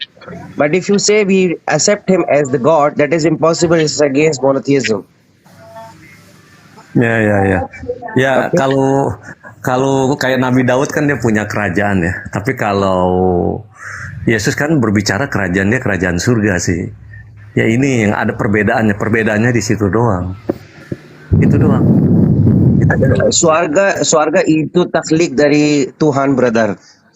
Itu taklid dari Tuhan dan Jesus bukan Tuhan. Oke? Itu berbeda.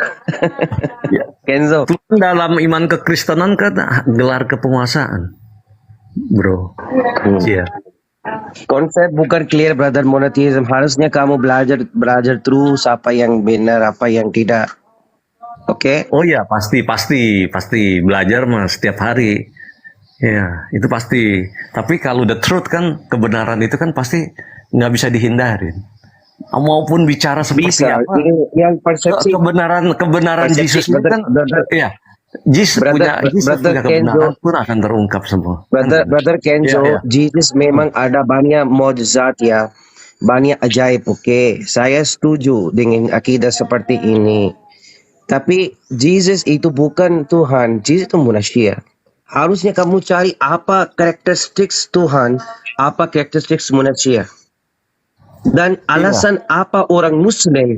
Sekarang bukan saya cerita orang Kristen ya. Kamu cari alasannya apa orang Muslim gak mau mengerti Jesus Tuhan. Itu yang kamu sekarang cari, brother. Muslim harus tahu bahwa Tuhan itu gelar. Itu yang harus tahu dulu. Kenzo harusnya dengar saya. Kamu jangan sekarang cari apa yang masalah, apa yang tidak. Kamu cari di dalam Islam, kenapa orang Muslim gak mau mengerti, gak mau setuju Jesus itu Tuhan. Enough debate ya, enough debate. Tidak ada hasilnya untuk debat, brother Kenzo. I see. Harusnya kamu cari, panggil orang Muslim. Kenapa kamu tidak percaya Jesus Tuhan? Kenapa kamu dengar saja perception orang Muslim. Nanti kamu tahu apa yang benar, apa yang tidak. Ya.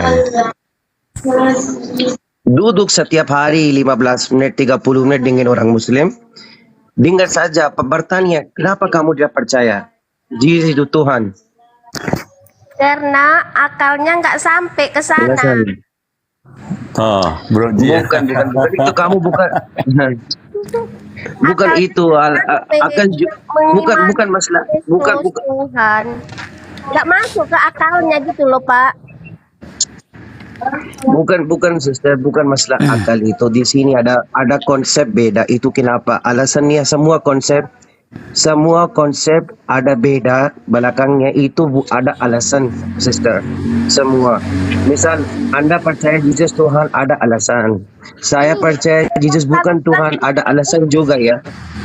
Iya, jawaban mereka selalu bilangnya nggak mungkin Tuhan itu jadi manusia, nggak mungkin katanya. Sementara kan bagi Tuhan kan tiada yang mustahil. Nah, untuk tidak mengerti ada banyak alasan nah. Untuk kalau tidak kita dalam tidak mau Islam, mengerti, ada alasan. alasan kenapa tidak mempercayai Yesus Christ sebagai Tuhan karena dia sendiri, karena dalam Al-Quran menjelaskan gelar dan statusnya seperti apa. Maryam 30, qala ini abdul atani al-kitaba wa ja'alani nabiyya, aku adalah hamba Allah, dia memberiku kitab dan menjadikan aku seorang nabi, berarti dia seorang nabi. Wa idz qala Isa ibn Maryam ya bani Israila inni rasulullah ilaikum musaddiqan lima baina yadayya minat taurati wa mubassiran bi rasul ya'ti min ba'di ismu Ahmad falamma ja'ahum bil bayyinati qalu hadza sihrun mubin. Wahai bani Israel, akulah utusan Allah kepada kalian. Begitu. Ya? Iya, itu nggak apa-apa. Kalau nabi pun tidak apa-apa. Wa idza qala Allah ya Isa ibn Maryam a anta qulta lin nasi takhizuni wa ummi ilahaini min dunillah qala subhanaka ma yakunu li an aqula ma laysa li bihaq in kuntu qultuhu faqad alimtahu ya ta'lamu ma fi nafsi wala a'lamu ma fi nafsik innaka anta ala 'allamul ghuyub. Ingatlah ketika Allah berkata kepada Isa bin Maryam, apakah engkau pernah berkata kepada para manusia-manusia, jadikanlah aku dan ibuku sebagai dua ilah, dua sesembahan selain Allah. Dia Nabi Isa berkata, Maha suci engkau ya Allah, aku tidak pantas mengatakan apa yang bukan hakku. Jika aku pernah mengatakannya, maka pasti engkaulah yang akan mengetahuinya. Engkau mengetahui apa yang ada dalam diriku, dan aku tidak mengetahui apa yang ada pada dalam dirimu. Begitu. Ya. Jadi kalau mau mengatakan Yesus Kristus itu bukan Tuhan dalam Islam, ya jelas karena memang dia nggak pernah mengatakan seperti itu. Dia menjelaskan status dan gelarnya, Nabi dan Rasul. Clear. Apa di sini? Pakai dalil. Nabi Isa dalam agama Bapak. Tapi itu Kenzo lihat dulu. Kenzo di dalam Quran ada explicit tulis Jesus bukan Tuhan. Tapi di dalam Bibel kamu tidak ada tulis eksplisit Jesus itu Tuhan. Di dalam Quran eksplisit tulis Jesus bukan Tuhan. Tapi di dalam Bibel tidak ada yang satu ayat eksplisit Jesus itu Tuhan. Lukas 2 ayat 10 ayat 11. Coba maju ke ayat 22. Nggak ada bro. Iya, coba maju ke ayat 22-nya kan. Itu Tuhan disunat dan diserahkan kepada Tuhan gitu. Iya, kita harus tahu dulu maknanya apa itu. Oh, makna lagi. Iya, harus. Kita baca itu kita harus tahu maknanya. Jadi pengertiannya apa. Jadi nggak bisa ya sama lah kayak Muslim. Kalau Muslim juga kan harus ada sanadnya, harus by hadis, ya juga nggak bisa sembarangan. Emang kitab Lukas ada sanadnya? Bukan, maksudnya pemahamannya maknanya apa. Ini kan saya cuma komparasi doang di Kristen seperti ini loh. Kita mesti mengerti loh, maksudnya ini. Nah, jadi kalau ada Tuhan diserahkan kepada Tuhan, itu juga kita harus mengerti apa sih makna yang terkandung di sini, pesannya apa sih gitu. Enggak, itu kan tertulis gitu. Iya, secara tertulis ya, yang tertulis, tapi nggak bisa secara tertulis dibaca begitu, diartiin seperti itu, begitu sih bro. Ya dalam di Al-Quran juga ada itu, di Ali Imran 45 itu ada. Iya, kenapa di situ kak? Lihat aja di situ siapa Isa itu. Iya, coba baca di ayat 47-nya kak. Jangan 45 apa? Iya, tapi 45 apa? 45 apa itu artinya? Isa itu di 45. Coba. Ya, coba baca di ayat 47-nya. Ayo. Enggak, di 45 apa bunyinya? Iya. Di ayat 45 dikatakan begini, bismillahirrahmanirrahim. Ingatlah ketika para malaikat berkata, wahai Maryam, sesungguhnya Allah menyampaikan kabar gembira kepadamu tentang sebuah kalimat firman darinya, yaitu seorang putra, namanya Al-Masih Isa putra Maryam, seorang terkemuka di dunia dan di akhirat, dan termasuk orang-orang yang didekatkan kepada Allah. Nah, di sini kalau kita melihat ke dalam ayat 47-nya, ya, kita baca dulu ayat 46-nya. Dan dia Maryam berbicara dengan manusia sewaktu dalam buayan dan ketika sudah dewasa, dan dia termasuk di antara orang-orang soleh. Lalu Maryam berkata, ya Tuhanku, bagaimana mungkin aku akan mempunyai anak padahal tidak ada seorang laki-laki pun yang menyentuhku. Lalu Allah berfirman, demikianlah Allah menciptakan apa yang Dia kehendaki. Gimana? Menciptakan apa yang Dia kehendaki.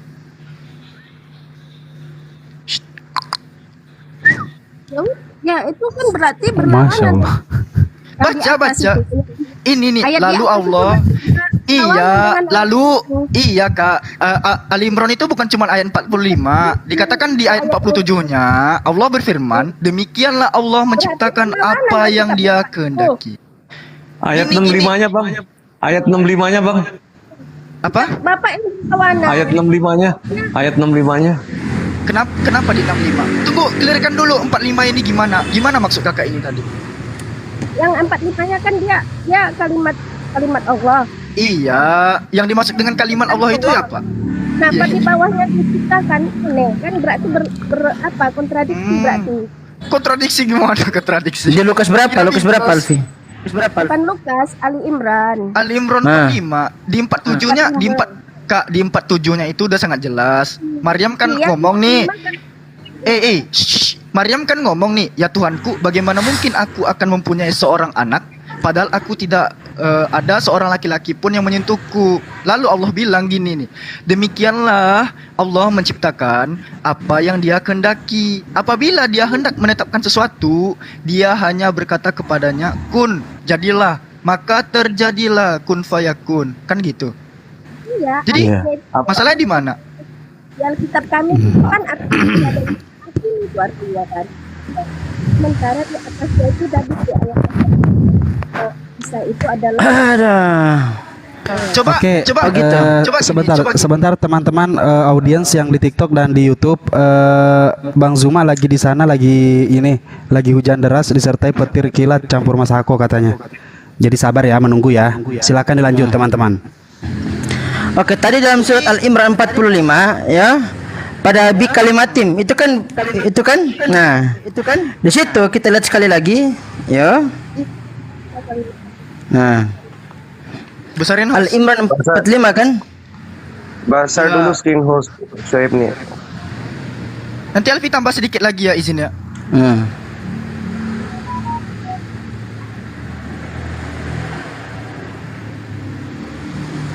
Al-Imran 45 kan? Nah, jadi gitu. Jadi Mbak ya, Al-Qur'an bukan orang Indonesia, bukan buatan orang Indonesia ya. Nabi kami bukan orang Indonesia. Jadi jangan paham Al-Qur'an pakai bahasa Indonesia Mbak, otomatis ya. Jaga sembung pakai baju ungu, enggak nyambung Mbak ya. Oke. Nah, sini saya terangkan ke Mbak. itu jawabannya. Siapa yang bikin itu kan bukan kami yang bikin itu bahasa Indonesia.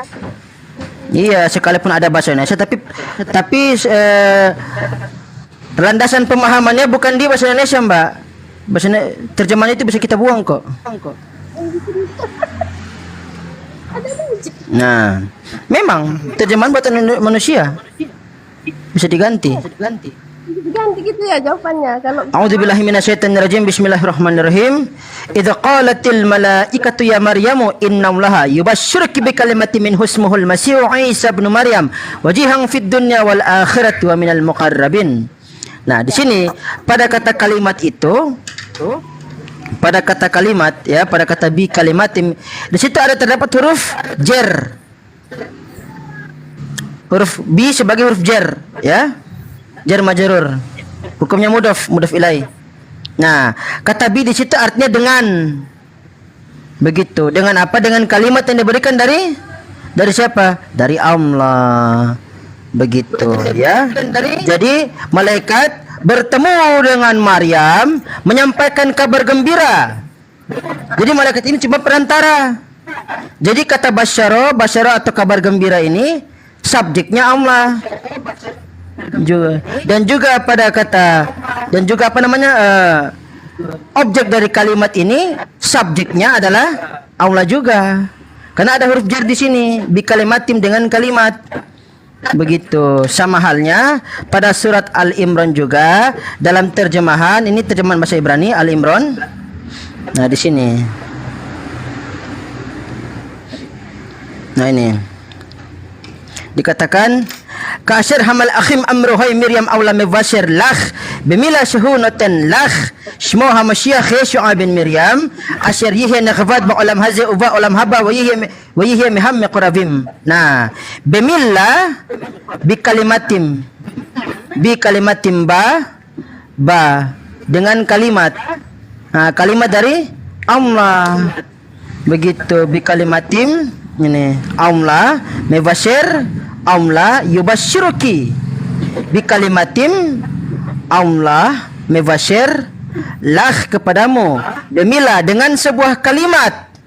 Begitu. Jadi malaikat Jibril memberitahukan kepada Miriam, Allah itu memberikan kabar gembira kepada Miriam melalui perantara malaikat Jibril. Dengan diberikannya apa? Bang, 65-nya apa Bang? Coba Bang. Tunggu dulu, saya mau jelaskan 45. Tunggu dulu. Kamu ngomong saya nggak potong. Ya, saya mau nanya nanti ayat 65-nya Bang sekalian tolong dibacain Bang. Tunggu dulu, sabar. Jadi gitu ya, Allah dengan melalui perantara malaikat Jibril memberitahukan kepada Maryam. Jadi kata basyaro itu yubashiro, basyaro yubashiro itu berasal dari Allah, disampaikan melalui perantara malaikat Jibril, ya. Dan isinya adalah apa? Adalah kalimat tadi. Kalimat itu kontennya apa? Min husmuhul masihu Isa bin Maryam. Gelarnya dulu baru namanya gitu. Jadi kalimat ini dari Allah juga, bukan seperti NRK Hologos. Tunggu dulu, kita punya dasar keilmuan. Jadi kalau misalkan ibu memahami Al-Qur'an menggunakan bahasa Indonesia, oh selamat tinggal, innalillahi wa inna ilaihi raji'un, game over. Gitu. Silakan. Saya panjang-panjang nerangin udah jelas di situ. Di S45 itu Isa adalah kalimat Allah. Udah jelas di situ. Ya, jelas dari mana? Singkat gini, Mores Pijin ya. Oh, silakan. Jadi ibu ini ingin menyamakan ada kata di dalam ayat tadi tersebut bahwasanya kalimatullah itu sama atau setara dengan Yohanes pembukaan. Pada mulanya adalah firman, ya kan? Itu mau disamakan gitu nggak bisa, Bu. Ya, kalau di dalam gramatikal Arab itu kalimatullah artinya Allah sama gak maksudnya seperti itu kalimatullah itu? Sebentar Bang Kenzo. Jadi beda ya, jangan berpikiran itu sama, tidak jelas terbantahkan. Kalimat Allah di sini adalah kun fayakun, sama seperti ketika Allah menciptakan yang lain-lain. Nah, di dalam gospel ketika malaikat Jibril ditanya Maria, bagaimana mungkin aku belum bersuami dan seterusnya. Lalu ribet karena di karang-karang Roh Kudus akan turun ke atasmu. Ini tentu bertentangan dengan penciptaan alam semesta. Jadilah terang, jadilah laut, jadilah daratan. Jadilah itu kan kun fayakun. Disinilah pemelintirannya. Roh Kudus akan turun ke atasmu. Jadi nggak bisa Bu, Ibu menyamakan spesifiknya kalau kun fayakun itu berupa firman nggak Pak Ustadz? Ya kedua, ya, kun fayakun itu berupa firman nggak? Gue ribet kalau ya. Lanjut. Jadi nggak mungkin Bu, nggak mungkin itu mimpi kalau Ibu menyamakan kalimatullah. Yesus adalah firman, ada di dalam Al-Quran, mimpi. Terus yang kedua, wajihan terkemuka itu bukan hanya Isa di dalam Al-Quran, tapi juga disebutkan Musa juga wajihan terkemuka. Para utusan Tuhan dekat dengan Allah. Semua utusan Tuhan, nggak mungkin dia tidak dekat dengan Allah. Karena di dalam Al-Quran ketika Allah memilih para utusannya, terpilihlah orang-orang yang terbaik, ya, bukan yang berkelakuan buruk. Emangnya Tuhan tutup mata kayak lempar dadu mau milih utusan-utusan yang pemabuk, telanjang dan sebagainya gitu. Jadi mimpi Bu, Ibu mimpi kalau kalimatullah dalam Al-Quran Ibu samakan dengan Yohanes pembukaan. Lanjut, standby. Enggak, ya Pak ya, kan bukan mimpi sih. Yang terkadang kan Bapak menyamakan Isa itu seperti Yesus. Kalian itu yang sering menyamakan Isa dengan Yesus. Sehingga kalian bilang Yesus itu manusia biasa. Kenapa? Nah, padahal menurut kami, keimanan kami tidak. Jadi kalau Bapak mau menyamakan, saya pun coba kita. Nah, jelas-jelas di situ Isa kalau memang sama menurut orang Bapak. Oke, saya jelaskan lagi ya Isa dan Yesus ya. Minta aku jelaskan Sedikit, lagi. More, sedikit aja.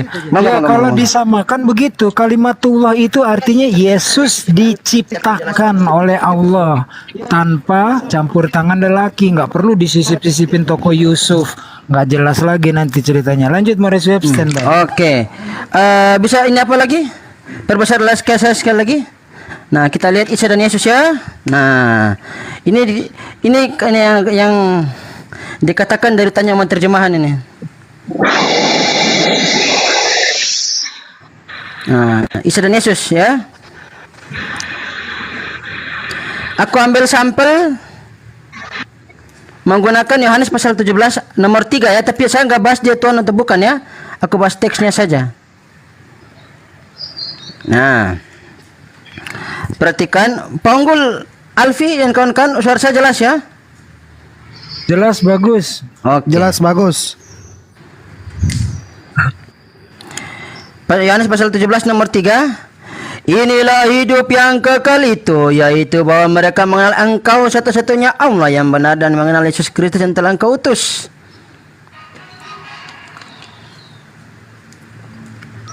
Autere estin he aionios ya son ina ginas kosin se ton monon al aletinon teon kaihon apestelas Yesu Kriston Yesun Kriston.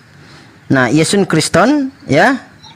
Nah, kita lihat lagi dalam Yohanes pasal 17 nomor yang ketiga dalam bahasa Ibrani. Nah, ini Yohanes pasal 17 nomor 3.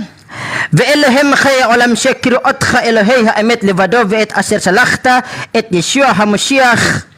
Yeshua HaMashiach ya. Nah, Yesun Kriston, Yeshua HaMashiach. Sama ya, setara ya. Nah, sekarang kita lihat juga dalam bahasa yang digunakan oleh Yesus Christ itu sendiri dan juga bahasa Arab. Nanti kita lihat dalam bahasa Arab. Nah, nanti kita juga lihat dalam bahasa Arab.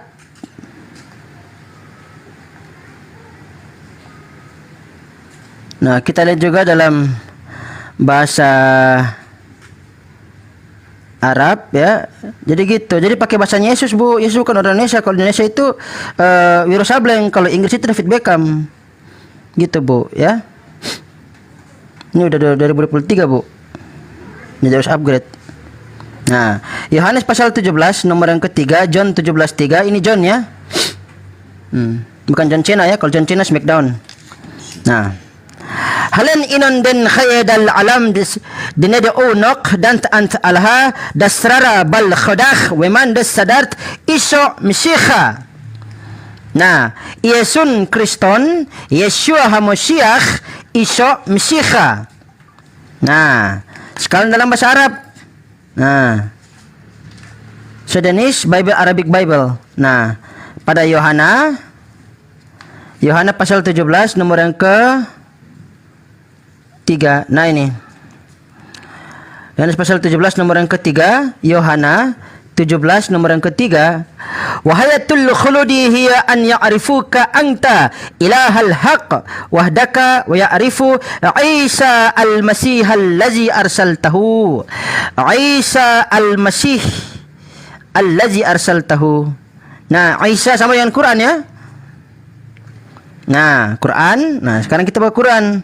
Dalam surat Al-Imran ayat ke-45 tadi yang dipakai tadi, yang dikatakan ada cita-citanya seorang Kristen mengatakan itu adalah Yesus Kristus sebagai Tuhan dengan kalimat, ternyata mimpinya gagal. Nah, itu qalatil malaikatu ya Maryamu innallaha yubasysyirki bi kalimatin min husmuhul Masihu Isa ibn Maryam wajihan fid dunya wal akhirati wa minal muqarrabin. Nah, Isa al-Masih. Jelas? Nah, dalam Al-Qur'annya surat Al-Imran lagi ayat ke-45 tadi sudah saya jelaskan, tapi tadi kan saya jelaskan di kalimat. Nah, apakah sama atau beda ya? Nanti kita lihat di sini. Ka'asir hamal akhim amruhay Miriam awla mevasir lakh bimila sehunatin lakh shmo hamashiach Yeshua bin Miriam asir yihe nagavad ba olam hazi uva olam haba wa yihe miham qaravim. Nah, kita lihat hurufnya di sini. pada Yeshua Hamashiach Yeshua dan Yeshua Hamashiach, ya. Nah, kita lihat di sini. Nah, Hamashiach Yeshua, Yohanes pasal 17 nomor 3 bagaimana?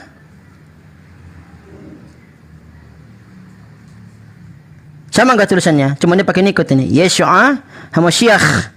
Berarti kalau tulisannya sama, secara linguistiknya sepadan, Yeshua Hamashiach, Yesun Kriston, Yeshua Hamashiach, Iso Meshicha, Isa Al-Masih, secara tulisan maupun teks dan linguistik secara dia selaras ya, seimbang ya. Betulnya sama enggak? Sama. Selaras seimbang. Nah, itu dia. Berarti selamat datang di mana? Kebenaran. Nah, itu dia. Gitu, ya. Oke, sekali lagi teman-teman ya, di sana Gurunda Zuma lagi hujan petir. Yang live chat yang di sini dan di sana maksudnya di aplikasi merah ini, YT. Sabar ya, sabar. Doakan saja semoga hujannya cepat berhenti. Nggak bahaya pakai headset soalnya. Naganya ngamuk. Petirnya. Oke, silakan dilanjut teman-teman. Silakan dilanjut. Abang semuanya. Jadi gitu, Bu, ya. Jadi gimana? Mau ikut saya? Asyhadu. Gitu, ya. Jadi jangan baca terjemahan, Bu, ya. Di prank nanti. Karena Yesus bukan orang Indonesia. Kalau Indonesia itu Yerusalem, kalau Inggris David Beckham, Ya. kalau Jepang Naruto, kan gitu. Buat teman-teman Kristen yang mau naik berdiskusi dengan abang ini. Astagfirullah. Ya mau naik diskusi silakan. Moreh Sueb. Moreh Sueb. Saya bukan More. Tim Hore aja saya mah, penonton. Pasti nggak punya reak ya, Adim M. Silahkan. Nah. Oke, silakan ada tamu, saudara-saudara Kristen yang mau naik diskusi silakan. Slot 3 dipersiapkan. Mumpung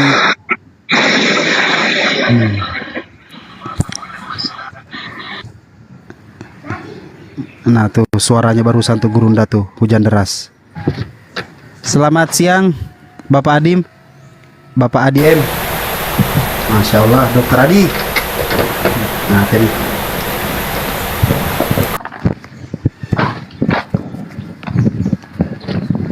Selamat siang Dokter Adi. Oke, selamat siang. Saya cari posisi dulu biar suara jelas. Siang Pak, siang.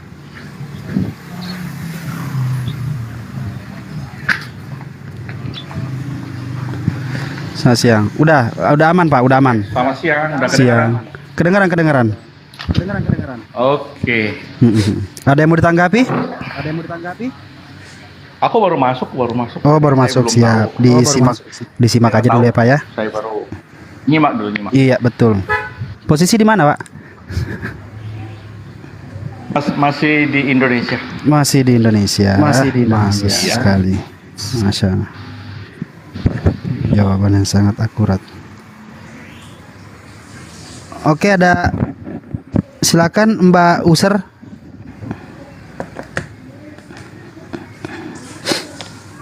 Tadi semuanya jelas ya, clear semuanya ya. Clear.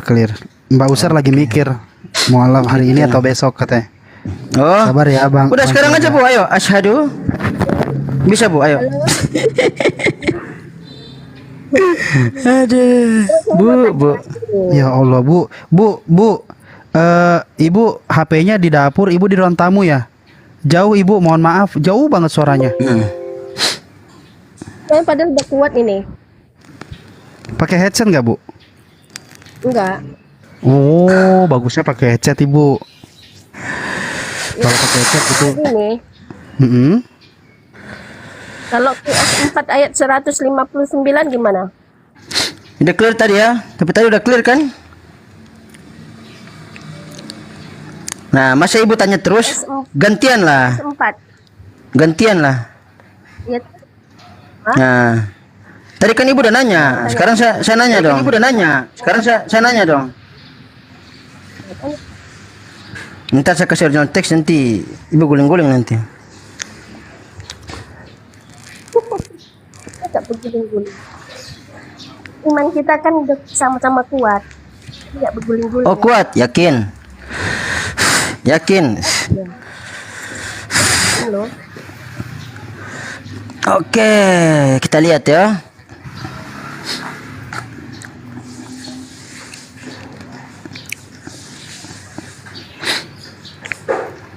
Aku tanya satu ayat aja lah, semoga ibu bisa jawab.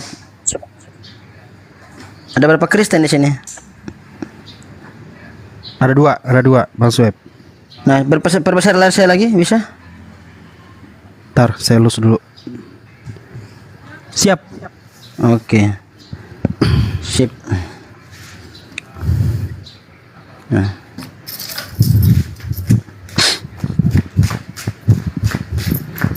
Pada ulangan 32 nomor ke-8, ketika Sang Maha Tinggi membagi-bagikan milik pusaka kepada bangsa-bangsa ketika ia memisah-misah anak-anak manusia, maka ia menetapkan wilayah bangsa-bangsa menurut bilangan anak-anak Israel. Nah,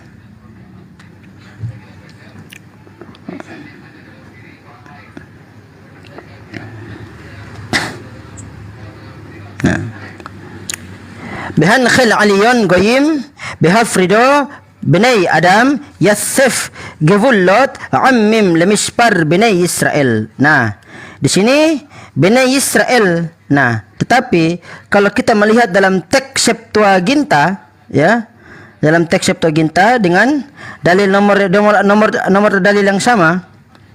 Nah, Hoti diemerisen ho ufistos, ya, eten hos, ya, dies peiren huios Adam estesen oria, ya, etenon kata ario kata ariton kata aritmon, ya, angelon theo Bani Israel, ya, pada angelon theo, anak Tuhan, malaikat Tuhan ini. Ini Bani Israel, ini malaikat Tuhan. Nah, pertanyaannya secara original teksnya berbeda. Mana yang salah? Silakan. Saya nggak mudeng pertanyaan Bapak. Saya tanya terjemah original teksnya berbeda itu. Satu Bani Israel dan satu Angelon Theo. Malaikat Tuhan. Gimana itu? Tadi jawaban Bapak apa waktu saya tanya apa? Ya sama aja. Lah tadi yang ibu tanya saya sudah jawab berdasarkan teks dari Al-Quran. Nah itu karena apa? Ibu sendiri yang blunder. Ibu memahami Al-Quran menggunakan bahasa Indonesia. Kalau bahasa Indonesia mendingan ibu nonton Wiro Sableng, bukan Quran. Kalau bahasa Inggris mendingan ibu nonton David Beckham. Begitu. Salah itu artinya itu saya kan punya aplikasi Al-Quran. Salah itu artinya. Yang namanya kalau terjemahan, kalau misalkan salah, dasar pemahaman umat Islam terhadap Al-Quran bukan pada terjemahan, Bu. Terjemahan cuma alat bantu. Jadi? Begitu. Makanya ibu jangan asal-asal ngorek-ngorek Quran, mendingan ibu masak, gitu. Ya? Nanti kalau ditanya biblos balik nanti ibu kejang-kejang kerasukan nanti. Bapak boleh mengorek-ngorek Alkitab kami, tapi kami nggak boleh ngorek-ngorek Al-Quran Bapak gitu. Boleh saja, tapi menggunakan standar kaidah yang sama. Saya mengutip kitabnya ibu menggunakan original teks. Ibu mengutip kitab saya berdasarkan terjemahan. Ya, jika saya mau pakai baju ungu nggak nyambung, Bu. Pak, saya kan cuma tinggal membacakan, nggak mengimani. Saya cuma membacakan aja. Itu kenapa ada gitu loh. Nah, sama dengan saya cuma membacakan, nggak saya tafsirkan. Saya nggak saya tafsirkan. Kan tadi isinya kan Isa itu adalah kalimat Allah. Oh, tidak seperti itu. Ada pemahamannya, ada teksnya, gitu. Tapi tertulis di situ.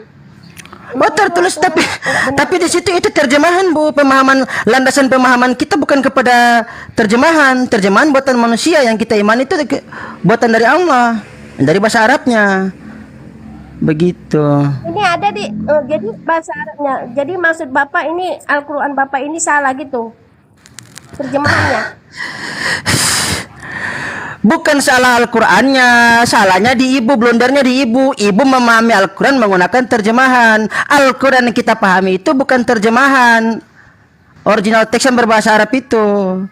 Seperti contoh, Bismillahirrahmanirrahim itu Al-Quran dengan menyebut nama Allah, Maha Pengasih lagi Maha Penyayang, itu bukan Al-Quran, itu terjemahan Al-Quran.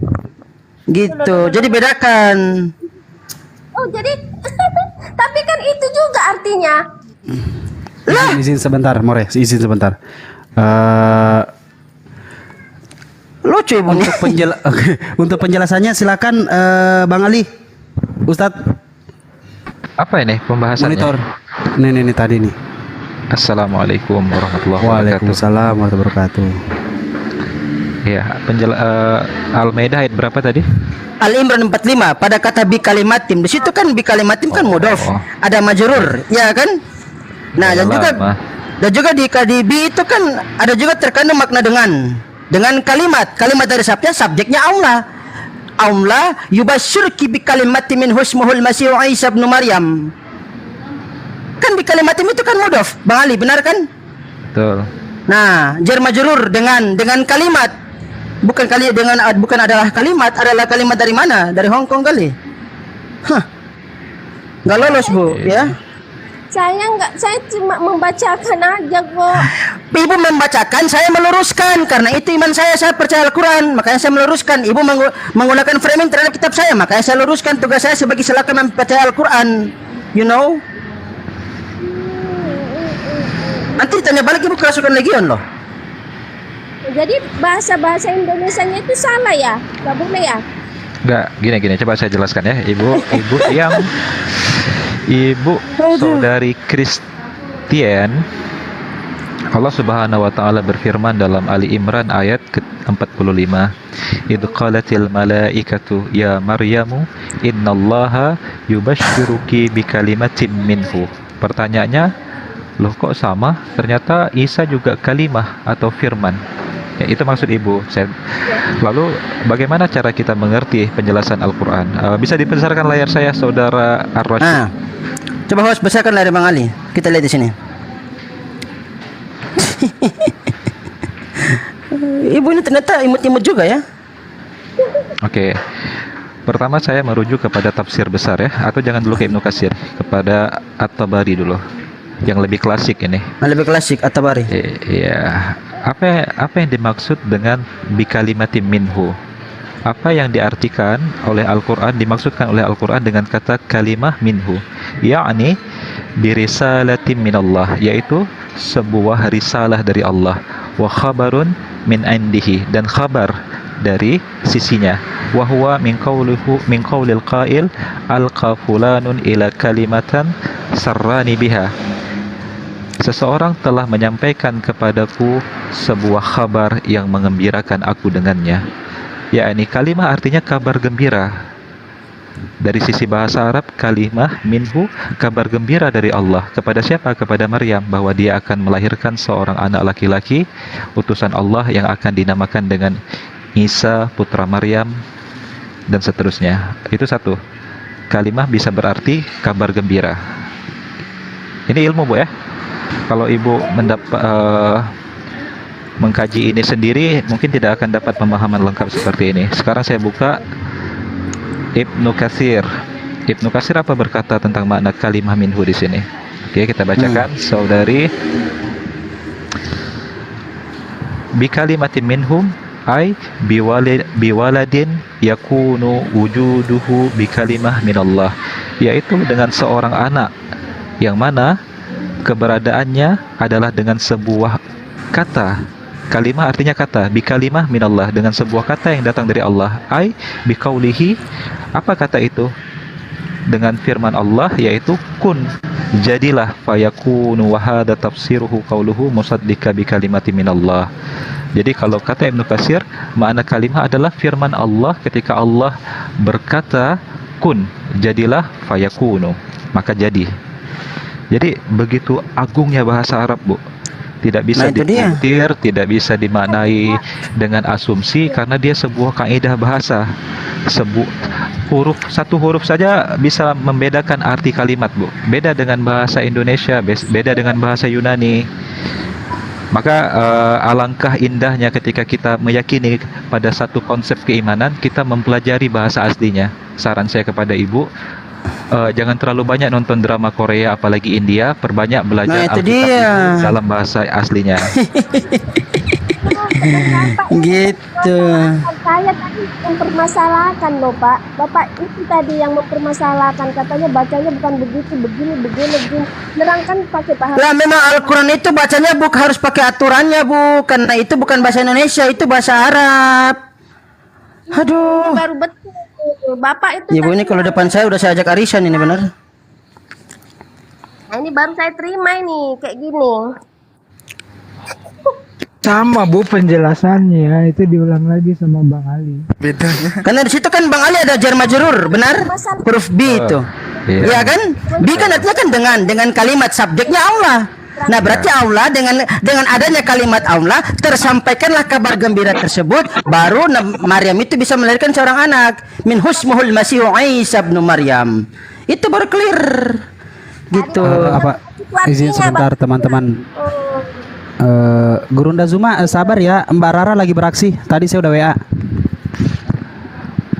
Aduh, Ibu ini ternyata unik juga ya. Kalau depan saya udah saya ajak ini main odong-odong ini. Yang bagus betul. Pak apa itu tadi? Pak Alia, Pak apa itu? Nah, itu yang pas betul tuh. Bapak tadi ngomongnya, Ibu jangan ngartikan itu. Apa Bapak bilangin? Nggak ngerti. Semua Bapak baca bahasa Spanyol, bahasa Inggris, bahasa apa? Udah Ibu perbaiki dulu sinyalnya, baru diskusi Bu. Nggak kedengaran Ibu ngomong apa. Bahkan kalau Ibu minta Al-Quran bahasa Yunani pun ada sini kalau Ibu mau, ya. Kita pakai Al-Quran pakai bahasanya Biblos. Nah, padahal serupa yang diartikan Bapak itu. Penjelasan saya tadi itu berdasarkan kode linguistik. Kalau penjelasan Abang Ali itu berdasarkan tafsiran, itu nyambung. Begitu kalau Ibu paham. Panjang. Ya, Ibu ini memang mau berpolemik dia, Aki Sueb. Polemikus doang ini. Kan berpolemik loh Pak. Saya tadi kan gini, saya bilang gini. Ini coba baca terangkan Ali Imran 45. Sebab Bapak itu langsung bilang, Ibu jangan mengartikan pakai terjemahan begini loh. Kan saya tinggal membacakan. Ya saya nggak tahu itu apakah terjemahan entah apa itu. Saya bilang. Nah, kalau Ibu nggak tahu, makanya kami kasih tahu biar Ibu tahu dan Ibu paham. Gitu. Bapak ini paham. Nah, alhamdulillah sudah clear. Kalau Bapak tadi bingung aku. Apa, Bapak? Oh, bingung ya? Dari tahu berarti. Ya, jelas Bapak. Gitu. Ibu kalau ketemu Yesus, apa yang Ibu lakukan atau yang Ibu ingin katakan? Apanya? Kalau Ibu ketemu Yesus nih, kira-kira Ibu mau apa ini? Kalau ketemu Yesus, ketemu Tuhan Yesus, salibkan lagi. Enggak lah. Ya kalau disalibkan. Biar tebus dosa. Apa Ibu? Iman kita kan beda Pak. Mau minta apa kalau ketemu Yesus? Bagi kami, bagi saya Pak, Raja. Apa? Kalau Tuhan Yesus itu bagi saya, itu raja dalam hidup saya, dalam hidup kerohanian saya loh Pak. Ya, kalau Ibu dapat kesempatan nih tiba-tiba ketemu Yesus, Ibu mau bilang apa ke Yesus? Banyak. Saya tiap hari bersekutu dengan Dia loh Pak. Bangun tidur. Setiap hari anak saya mau berangkat ke Tuhan. Setiap hari saya bersekutu, setiap detik, setiap jam. Loh, Ibu minta tolong. Ibu tolong apa enggak? Ibu pernah minta tolong nggak ke Yesus? Ya, Bapak mau saya bilang tahun lalu bulan 7 Pak, saya masuk jurang Danau Toba. Bapak pernah ke Danau Toba Pak? Pernah ke Samosir juga pernah saya. Iya, saya masuk jurang situ loh Pak, 9 orang satu mobil kita. Tengah Terus? 12 malam, Pak. Iya. Siapa yang menolong saya kalau nggak Tuhan Yesus? Bayangkan Oh. tengah 12 malam Kok dicampur Yesus, gerimis hujan. Yesus bisa tolong ibu, tapi Yesus nggak bisa tolong dirinya sendiri, itu gimana, Bu? Nah itu dia. Jangan framing lah, Pak. Nggak Mana framing. mungkin Itu kan tertulis di kitab ibu. Ketika dia dikejar-kejar oleh tentara Romawi, dia sampai bersembunyi, Iya, sampai dia memang mempersiapkan senjata begitu. memang jalannya. Sampai dia ketakutan merintih-rintih berdoa kepada Tuhannya. Nah, malahan besok penyaliban, malamnya Yesus berdoa untuk diselamatkan. Gimana tuh? Ini kan firman loh, Pak. Itulah firman dia ke hidup, cara dia hidup itulah yang kami tiru, Pak. Bahkan kami di dalam jurang maut pun kami harus seperti dia itu. Dia Seandainya Bapak datang namanya membawa Yesus, Bu, bukan Firman. tembak, Pak, Firman itu teman kami saya. harus seperti dia itulah, Pak. Mau membunuh kami, Bapak datang, segerombolan Islam datang membunuh kami, kami harus meniru dia, Pak. Gerombolan Islam, waduh. Ini loh, Pak. Zaman itu para sahabat belum ada, Bu. Astagfirullah. Gimana sih? Ini loh, Pak. Kau masuk Kristen atau Islam? Ikut Yesus apa? Kami harus seperti dia itulah, Pak. Di ujung maut kami harus seperti dia. Itulah dia namanya firman dia itu, Pak. Firman yang hidup, Pak. Gini Bu ya, tidak pernah ada dalam sejarah Islam memaksa orang Kristen jika tidak masuk Islam akan dibunuh. Tetapi pernah tercatat dalam sejarah ketika Kristen Spanyol mengambil alih kerajaan Andalusia, kerajaan Islam di Spanyol itu, lalu terjadi peristiwa yang tidak mau masuk Islam dibunuh massal, atau harus keluar dari tanah Spanyol kembali ke Maroko atau ke Aljazair. Itu pernah terjadi, Bu. Pemaksaan untuk memeluk agama ibu itu tercatat dalam sejarah. Genosida, pembantaian, pembakaran hidup-hidup, pemenggalan. Itu ajaran Anda itu. Dia kan terjadi pembantaian, Pak. Bahkan kalau ibu mau jujur membaca sejarah ibu, kenapa agama Kristen itu sampai kepada Indonesia, itu karena jalur penjajahan, Bu. Enggak juga, Pak. Setuju. Ya, Pak. Enggak setuju saya, Pak. Ibu tiba-tiba jadi Kristen itu, coba ibu tanya lagi kepada nenek moyang ibu. Nenek moyangku, dulu ketika engkau masih menyembah pohon dan menyembah batu, kok tiba-tiba menyembah Yesus, itu gimana ceritanya? Ketemu misionaris Belanda. Misionaris datang memberitakan Injil ke Tanah Batak.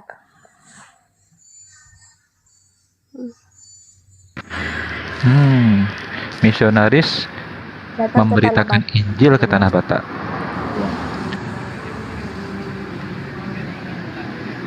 Iya, misionaris Jerman, tapi difasilitasi sama penjajah Belanda, Pak Adi. Itu sejarah itu. Itu terserah mereka lah, Pak. Sekarang iman. Leluhur ibu yang bunuh mereka loh, Bu. Leluhurnya bukan gerombolan Islam seperti Oke, ibu silakan. bilang tadi. Maaf, silakan Pak Adi kalau mau ditanggapi. Kalau saya sih Baik, saya mau ngomong, Ya, tapi saya persilakan dulu yang ngomongkan. Oh, Jadi gini, ya. tentang terjemahan. Iya, maaf. Jadi aku sudah tapping sama Pak Juma ya. Terjemahan itu kan perlu supaya orang bisa mengerti. Walaupun terjemahan itu tidak persis seperti bahasa aslinya, karena kosakata Indonesia itu nggak mampu menampung original teks, baik itu Arab maupun Ibrani ya. Jadi artinya sekalipun itu terjemahan yang kurang pas, tentu ada pembimbing yang membimbing. Contoh kami para dokter, original teksnya itu bahasa Latin itu kami semua dokter nggak mengerti. Tetapi ketika ada kasus coronavirus 19 itu, kami semuanya dibimbing lewat Zoom meeting dan lewat praktek nyata ya. Jadi bukan cuma teori saja, tetapi langsung pembimbingan. Jadi di Matius 28 ayat 18, ajarlah mereka melakukan segala sesuatu yang saya katakan, kata Yesus. Jadi ketika orang Indonesia tidak mengerti bahasa aslinya, kan orang Jerman, misionaris dari Jerman, itu nomesnya dari Jerman ya, dari Belanda pun datang, mereka langsung mempraktekkannya. Jadi kalau dikatakan hanya original teks itu patokan, salah. Karena Yeremia 31 ayat 33, Tuhan menaruh firman itu atau menulis firman itu dalam hati dan dalam akal budi. Bagaimana caranya Tuhan bisa menulisnya? Itu kan rahasia Tuhan. Ya, bisa diajar dalam hati, bisa diajar dalam batin, dalam akal budi. Jadi jangan dipatok hanya bisa yang tertulis, salah. Bahasa original dari bahasa Ibrani dan Yunani yang diterjemahkan ke bahasa Belanda, yang diterjemahkan kepada Melayu tinggi, Melayu rendah, bahkan ke bahasa Indonesia itu tidak bisa menampung bahasa asli itu ke bahasa Indonesia. Tadi Pak Jumal sudah saving sama saya, Al-Quran, apakah Al-Quran terjemahan Depkes itu tidak persis sama dengan aslinya? Beliau jawab, karena kosakata bahasa Indonesia tidak bisa menampung. Makanya tadi terjemahan itu yang Departemen Agama kadang tidak persis sama seperti terjemahan LAI. Terjemahan itu tidak persis seperti apa? Pada mulanya Allah menciptakan langit dan bumi. Kalau KJP itu langit itu heaven, sorga. Itu. Jadi KJP bilang itu heaven, bukan langit. Jadi artinya walaupun demikian, kami diajar, dibimbing, walaupun terjemahan itu tidak persis seperti original teksnya. Demikian kira-kira pembukaan. Oke. Boleh, aku boleh sedikit Bro Sweet? Oh silakan. Silakan. Ya, jadi untuk menanggapi Dr. Adi, opening statement juga nih dari saya. Terjemah Al-Quran bukan Al-Quran. Ya, mau terjemahan Jerman, Perancis, Inggris, Indonesia itu bukan Al-Quran, tetapi hanya sebagai alat bantu untuk mereka yang tidak mengerti. Artinya apa? Kalau bukan Al-Quran tidak diimani terjemahan. Yang diimani adalah ketika dilafalkan, diucapkan dengan lisan itu berbahasa Arab. Ketika dituliskan beraksara Arab. Nah ini yang diimani, jadi harus beda dulu. Nah ketika orang menerjemahkan itu ada keilmuannya. Tidak semua orang bisa menerjemahkan kecuali telah mempelajari dan berdasarkan syarat-syarat keilmuan, ilmu gramatikal misalnya. Memang betul, dalam semua terjemahan dari bahasa A ke bahasa B, tentu tidak akan mungkin mewakili 100% sama. Khususnya di dalam bahasa Al-Quran, bahasa Arab ini memiliki sekitar berapa? 12 juta kalau nggak salah kosakata, sementara Indonesia hanya 250.000. Ambil contoh misalnya nasi, kita menyebutnya beras, gabah, aron, kemudian nasi, tapi bahasa Inggris semuanya sama, rice gitu. Nah yang menjadi permasalahan ketika saudara-saudara kita Kristen mengimani terjemahan di ujung akhir kan terjemahan LAI misalnya, lalu mempercayakan LAI orang-orang pandai, orang-orang cerdas. Ini keimanan yang dari terjemahan. Sementara dokter tadi udah menyebutkan original teksnya disebut Uranon, terangkat ke langit, bukan paradiso, surga. Bagaimana mungkin Uranon yang harusnya diterjemahkan ke bahasa Indonesia langit menjadi surga? Dua hal yang berbeda, di mana bahasa Yunani ada langit dan surga, bahasa Indonesia juga ada langit dan surga. Ini maksudnya betapa terjemahan ketika diimani akan menjadi salah. Hakimnya siapa dalam terjemahan? Original text. Makanya Islam kalau ada yang tidak diketahui dari terjemahan, bertanya kepada ahlinya yang mempelajari gramatikal dan sebagainya tentang Al-Quran, hakimnya adalah original teksnya. Itu sih pembukaannya. Thank you. Oke, aku ya. Host, perbasakan ayat saya dulu, host.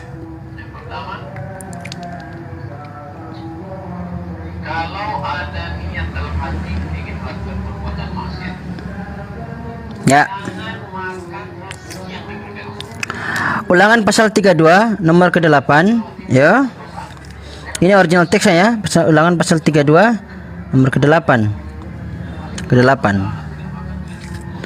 Ketika Sang Maha Tinggi membagi-bagikan milik pusaka kepada bangsa-bangsa ketika ia misa-misa anak-anak manusia, maka ia menetapkan wilayah bangsa-bangsa menurut bilangan anak-anak Israel. Nah, anak-anak Israel.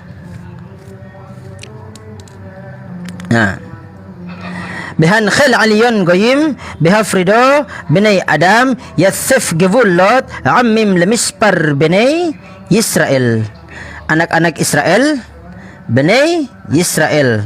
Nah, dikatakan hoti dia merisen ho Ufistos, ya, Ufistos teon hos dies peiren huios Adam estesen ohoria, ya, tonon kata aritmon angelon teo. Nah, angelon teo malaikat Tuhan. Nah, Bani Israel dan Angelon Teo. Tadi kan dokter mengatakan bahwa firman itu Tuhan berikan ditancapkan ke dalam hati. Nah, berarti antara firman ditancapkan di dalam hatinya orang Ibrani dengan orang Yunani yang dibuat oleh para 70 para rabi-rabi ini berbeda, yang ditancapkan oleh Tuhan, ya. Karena original teksnya berbeda. Yang satunya Bani Israel, yang satunya Angelon Teo. Gitu. Ini original teks yang bertentangan, bukan terjemahan. Begitu. Itu yang pertama. Yang kedua, pada Matius pasal ke-16 nomor yang ketiga, dan pada pagi hari karena langit merah dan redup, kamu berkata, hai buruk rupa langit, kamu tahu membedakannya, tetapi tanda-tanda zaman tidak. Nah, ada kata langit, 2 kali kata langit di sini, jelas?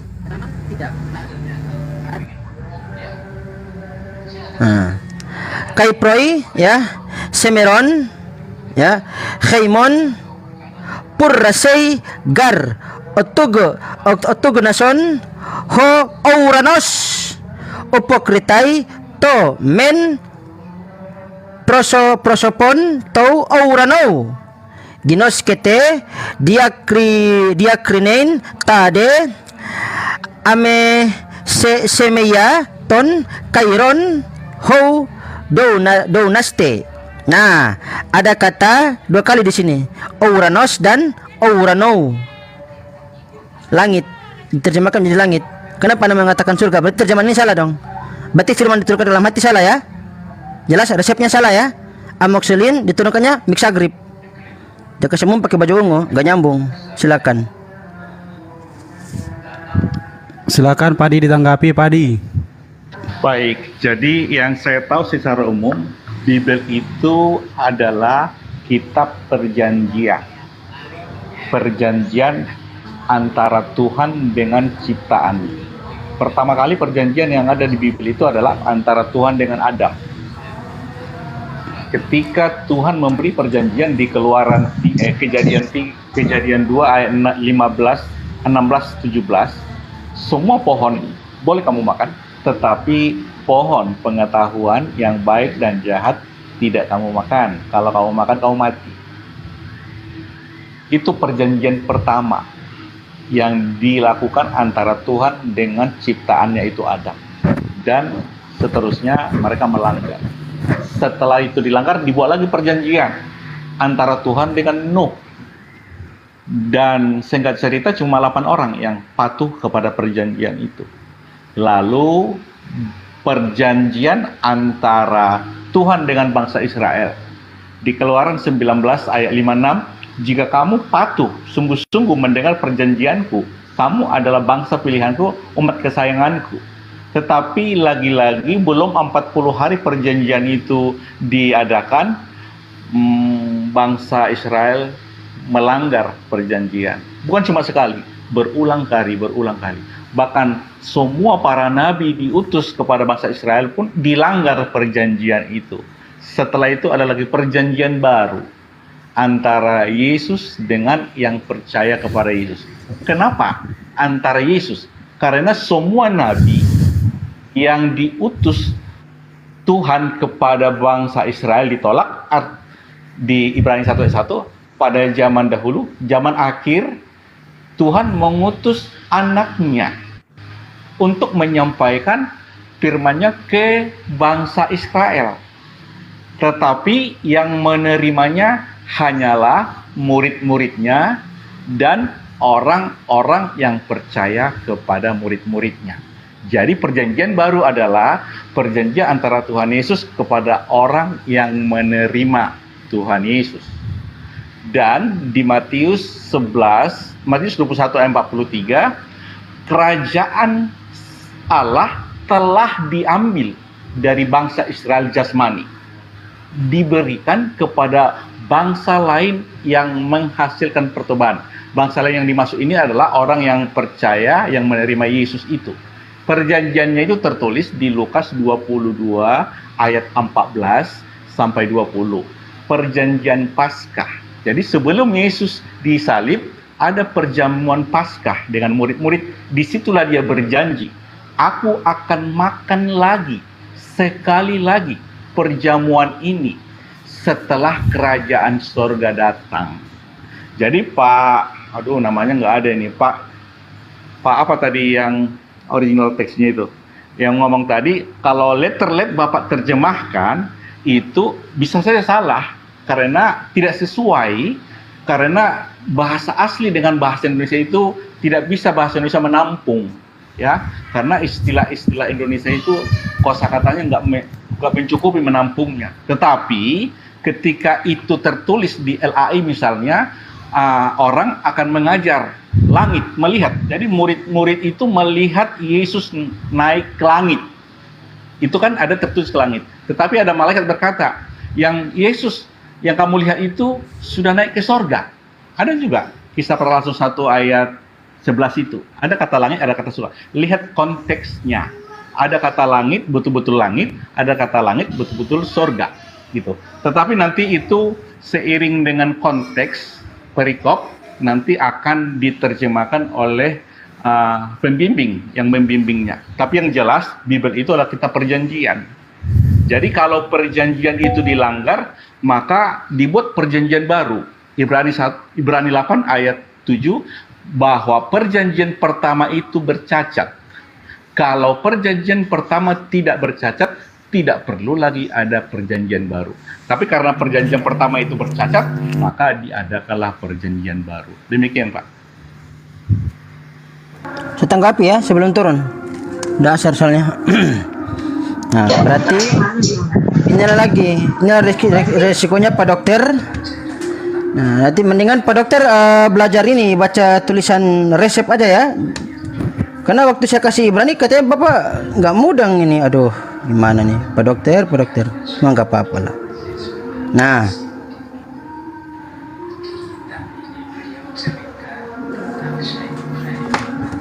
di sini ya.